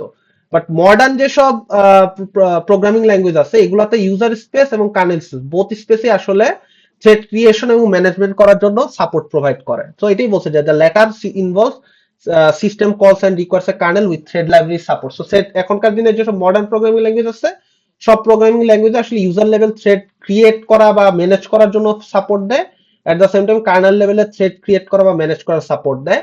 সো পসিক্স এর পি থ্রেড এইটা আসলে খুব পপুলার, এটা আপনাদেরকে ল্যাবেও পড়াবে যে পসিক্স পি থ্রেড হচ্ছে একটা স্ট্যান্ডার্ড, যে পি থ্রেড মানে থ্রেড গুলো কি মাল্টি থ্রেড কিভাবে বানানো বা ম্যানেজ করা যায় সেটার জন্য। পসিক্স পি থ্রেড আসলে ইউজার লেভেল কার্নেল লেভেল দুই ধরনেরই থ্রেডিং ইমপ্লিমেন্টেশনের লাইব্রেরি প্রোভাইড করে, এটা পসিক্স স্ট্যান্ডার্ড মেনটেন করে।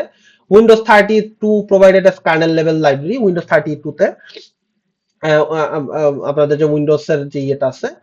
আর জাভা থ্রেডস হচ্ছে বেসিক্যালি জাভা প্রোগ্রামিং ল্যাঙ্গুয়েজের সাথে যদি কেউ পরিচিত থাকেন, যে জাভা প্রোগ্রামিং ল্যাঙ্গুয়েজ আসলে যেটা হয়, জাভা প্রোগ্রামিং ল্যাঙ্গুয়েজের থ্রেড ইমপ্লিমেন্টেশনটা দুই ধরনের হইতে পারে, একটা হচ্ছে পি থ্রেডস টাইপের, একটা হতে পারে উইন্ডোজ 32 টাইপের।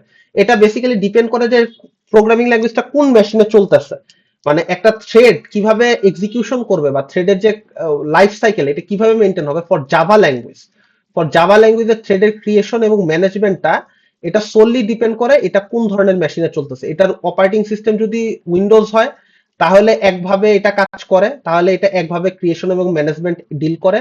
এটার অপারেটিং সিস্টেম যদি ম্যাক হয় তাহলে একভাবে এটার থ্রেড ক্রিয়েশন এবং এটার ম্যানেজমেন্ট কাজ করে। এটার অপারেটিং সিস্টেম যদি লিনাক্স হয় তাহলে হইতেছে এটা আরেকভাবে কাজ করে, যে থ্রেডের ক্রিয়েশন এবং ম্যানেজমেন্ট। সো এটা এখানে বলছে যে the implementation of threads is based on whatever OS and hardware the JVM is running, either P threads or Windows 32. So Windows operating সিস্টেমে যখন জাভার মাল্টি থ্রেডের কোড রান করা হয় তখন Win32 থ্রেড ইমপ্লিমেন্টেশনটা ফলো করে। আর বাকি ক্ষেত্রে লিনাক্সের ক্ষেত্রে যেটা হয় বেসিক্যালি যে আপনার হইতেছে পি থ্রেড, যেই স্টাইলে পি থ্রেডটা এক্সিকিউট হয় সেই স্টাইল হইতেছে জাভার থ্রেডিংটা কাজ করে। সো আপনারা হয়তো বুঝতে পারতেছেন যে আসলে জাভার কোন সিস্টেমে রান করতেছে, কোন মেশিনে রান করতেছে এবং কোন অপারেটিং সিস্টেমে রান করতেছে, দুইটা জিনিস ডিসাইড করে যে জাভার ক্ষেত্রে যখন থ্রেডের নিয়ে কাজ করব তখন জাভার থ্রেড কিভাবে ক্রিয়েট হবে বা জাভার থ্রেড কিভাবে ম্যানেজ হবে। সো এখানে আরেকটা ওয়ার্ড বলা আছে যে hardware the JVM running. So Java program run করার জন্য আসলে জেভিএম লাগে, ঠিক আছে, জাভা প্রোগ্রাম আসলে রান করার জন্য জেভিএম লাগে, এটাকে জাভা ভার্চুয়াল মেশিন বলে, যেটা আসলে ওএস থেকে রিসোর্স নিয়ে জাভা প্রোগ্রামকে ফিট করে। সো এই জেভিএমটাই বেসিক্যালি বলতেছে যে জেভিএমটা যদি উইন্ডোজ অপারেটিং সিস্টেমে চলে তাহলে থ্রেড একভাবে এক্সিকিউট হয়, এই জেভিএমটা যদি ম্যাক বা লিনাক্সে চলে তাহলে থ্রেডটা আরেকভাবে এক্সিকিউট হয়। সো বেসিক্যালি আপনারা জাভা ল্যাঙ্গুয়েজের অ্যাসপেক্টে যদি জিনিসটা বুঝে থাকেন তাহলে মোটামুটি ক্লিয়ার। সো এই স্লাইডটা নিয়ে কি কারো কোনো কোশ্চেন্স আছে? Anyone, any question? হ্যালো, আচ্ছা আমার কথা কি শোনা যায়? জি স্যার, শোনা যায় ক্লিয়ার এভরিথিং। আচ্ছা আচ্ছা, সো এটাই প্রবাবলি আজকে লাস্ট স্লাইড পড়বো, আমি মনে হয় অনেকক্ষণ ধরে পড়ায় ফেলছি, সরি। সো এটা এটা বেসিক্যালি যেটা বলতেছে, পি থ্রেডের পসিক্স এর স্ট্যান্ডার্ড দেওয়া আছে, যে মানে কিভাবে মানে পি থ্রেড যেটা বললাম, যেটা নাকি আপনাদের অন্যান্য অপারেটিং সিস্টেম গুলো আছে, যে লিনাক্স ম্যাক ওএস এ চলতেছে পি থ্রেডের ইমপ্লিমেন্টেশন। সো এখানে যেটা হয় যে পি থ্রেড পসিক্স স্ট্যান্ডার্ড দেওয়া থাকে, পসিক্স স্ট্যান্ডার্ডটা কিন্তু থ্রেড কিভাবে আসলে ডিজাইন করা হবে সেই স্ট্যান্ডার্ডটা বলে দেয়, যে একটা থ্রেডের ইমপ্লিমেন্টেশনটা মানে থ্রেডটা কিভাবে ডিজাইন করা হবে, মানে থ্রেডটা কিভাবে কাজ করবে, ফাংশনালিটিটা কিভাবে হবে, এটা পসিক্স স্ট্যান্ডার্ড ডিফাইন করে। এটা কিন্তু ইমপ্লিমেন্টেশন না। P threads are available basically বিভিন্ন operating system and Windows as well. Then হচ্ছে global variables are shared amongst all thread. So P থ্রেডের ক্ষেত্রে যদি পি থ্রেড ইউজ করার সময় যদি কোনো গ্লোবাল ভ্যারিয়েবল ডিক্লেয়ার করা হয়, এটা সব থ্রেডে অ্যাভেলেবল থাকে।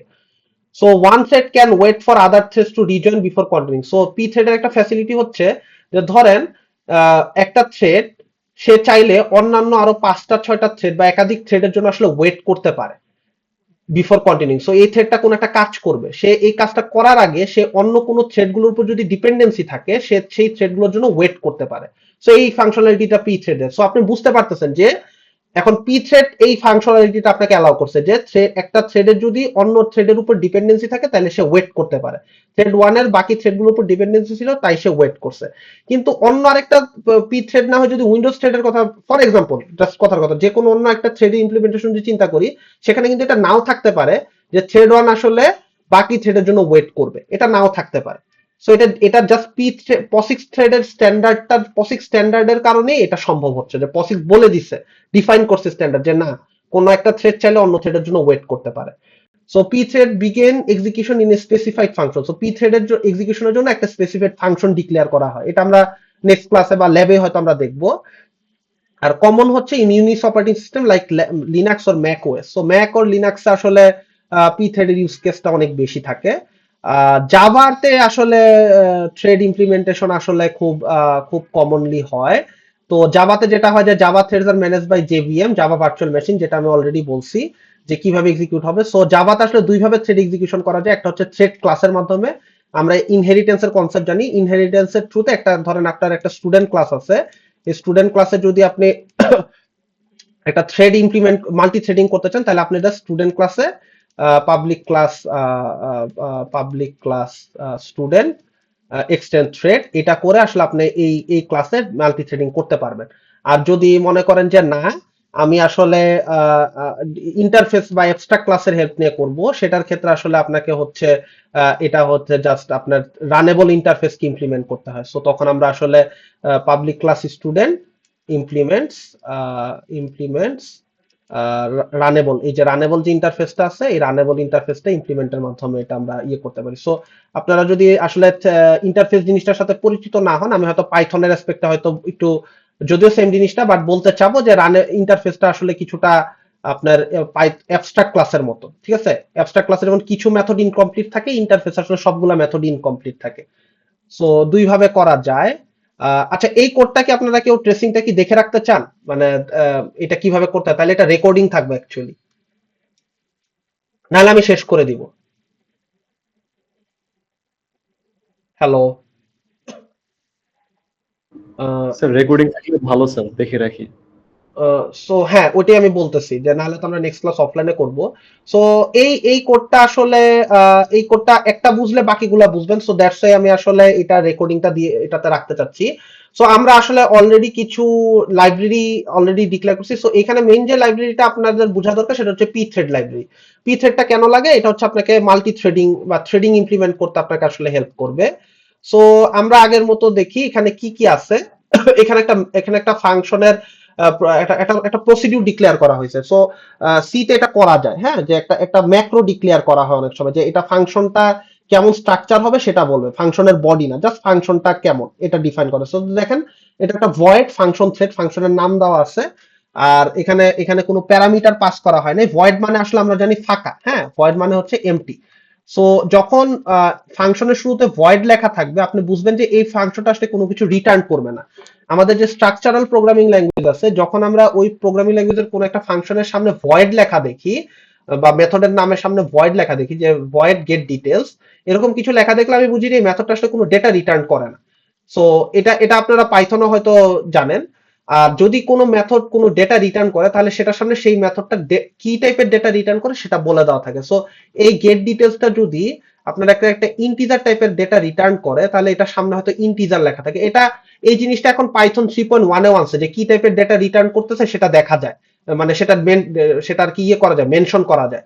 বা এখানে চাইলে স্ট্রিং টাইপের ডেটাও রিটার্ন করতে পারে, বা যে কোনো প্রিমিটিভ বা নন প্রিমিটিভ যে কোনো টাইপের ডেটাই রিটার্ন করতে পারে। সো আমরা জানি যে ফাংশন দুই টাইপের হয়, এক টাইপের ফাংশন ভয়েড ফাংশন, যে ফাংশন কোনো ডেটা রিটার্ন করে না, এবং আরেক টাইপের ফাংশন আছে যারা হচ্ছে ডেটা রিটার্ন করে, এবং সেটা যে কোনো টাইপের ডেটা সে রিটার্ন করতে পারে, সেটা হোক প্রিমিটিভ বা নন প্রিমিটিভ। প্রিমিটিভ বলতে কোনগুলোকে বোঝায়, যেগুলো হচ্ছে প্রি ডিক্লেয়ার, যে ইন্ট, চার, এগুলা।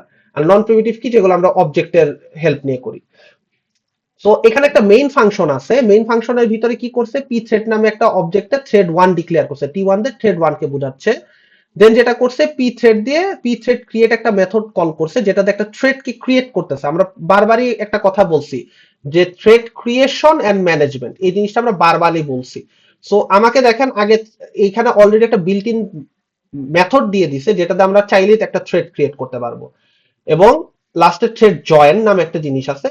এই জিনিসটা যেটা করে, থ্রেডের ফ্লোটাকে কন্ট্রোল করে, যে একটা থ্রেড তার কাজ শেষ করে যে কন্ট্রোলটা মেইন মেথডের কাছে রিটার্ন করবে, সেটার জন্য আসলে থ্রেড জয়েন্টটা ইউজ করা হয়। সেটা নিয়ে আমি একটু পরে কথা বলবো। তার আগে থ্রেড ক্রিয়েট মেথডটার মধ্যে কি কি পাস করা হয়েছে সেটা নিয়ে একটু কথা বলি। So thread create, P thread create মেথডটার মধ্যে দুইটা জিনিস পাস করা হয়েছে, একটা হচ্ছে টি1, একটা হচ্ছে ফাঙ্ক থ্রেড।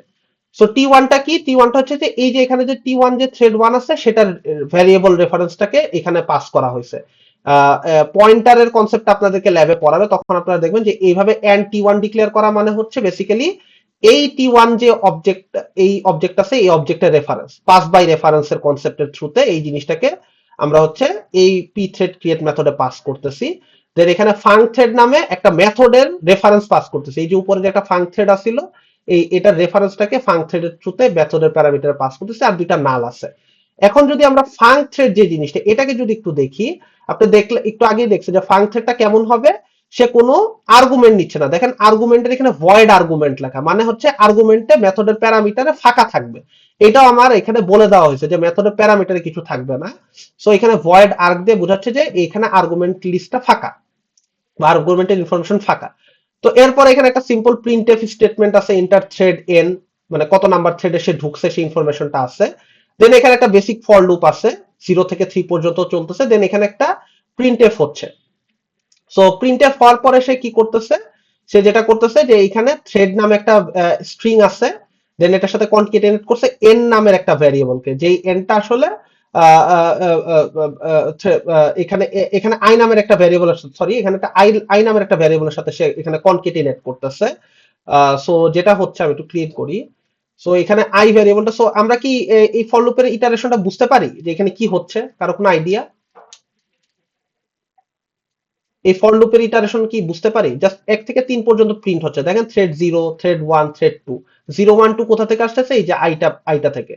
%d/%n দিয়ে বেসিক্যালি হচ্ছে যে একটা ডিজিট প্রিন্ট করার আগে এখানে জিনিসটাকে ইয়ে করা হয়েছে, স্পেস এবং ডিজিট ইয়ে করার জন্য, মেনশন করার জন্য। এগুলা সিনট্যাকটিক্যাল জিনিসগুলো নিয়ে আরো পরে আরো ডিসকাস করবে। সো বেসিক্যালি যেটা করছে, আমি যদি একটু ফ্লোটা সিম্পলি এক্সপ্লেন করি, প্রথমে এই কোডের স্ট্রাকচারটা তো এক্সপ্লেন করলাম। সো প্রথমে যেটা করা হয়েছে, একটা থ্রেডের অবজেক্ট ক্রিয়েট করা হয়েছে, দেন থ্রেডের অবজেক্টটা পি থ্রেড ক্রিয়েট মেথডে পাস করা হয়েছে। দেন ওই থ্রেডটা কোন ধরনের মেথড এক্সিকিউট করবে, ওই যে প্রিভিয়াসলি বলছিলাম যে প্রত্যেকটা পি থ্রেডের জন্য একটা এক্সিকিউশন ফাংশন থাকে। সো ওই ফাংশন, কোন ফাংশনটা এক্সিকিউট করবে সেই ফাংশনের রেফারেন্সটা পাস করা হয়েছে, এবং দেন যখন পি থ্রেডটা ক্রিয়েট কলটা এক্সিকিউট হয়েছে, তখন এই মেথডটা রান হবে। এই মেথডটা রান হলে প্রথমে কি প্রিন্ট হবে, এন্টার থ্রেড এন।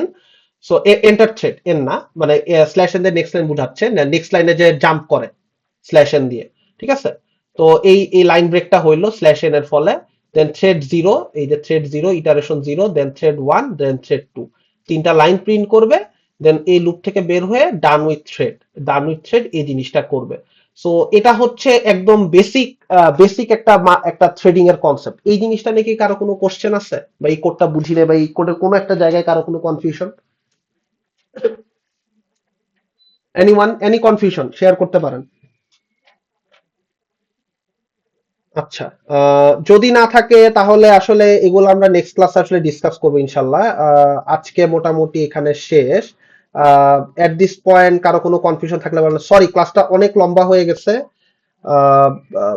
বেসিক্যালি একটু প্রিভিয়াস কিছু ডিসকাশনস ছিল, সো সেটার জন্য ক্লাস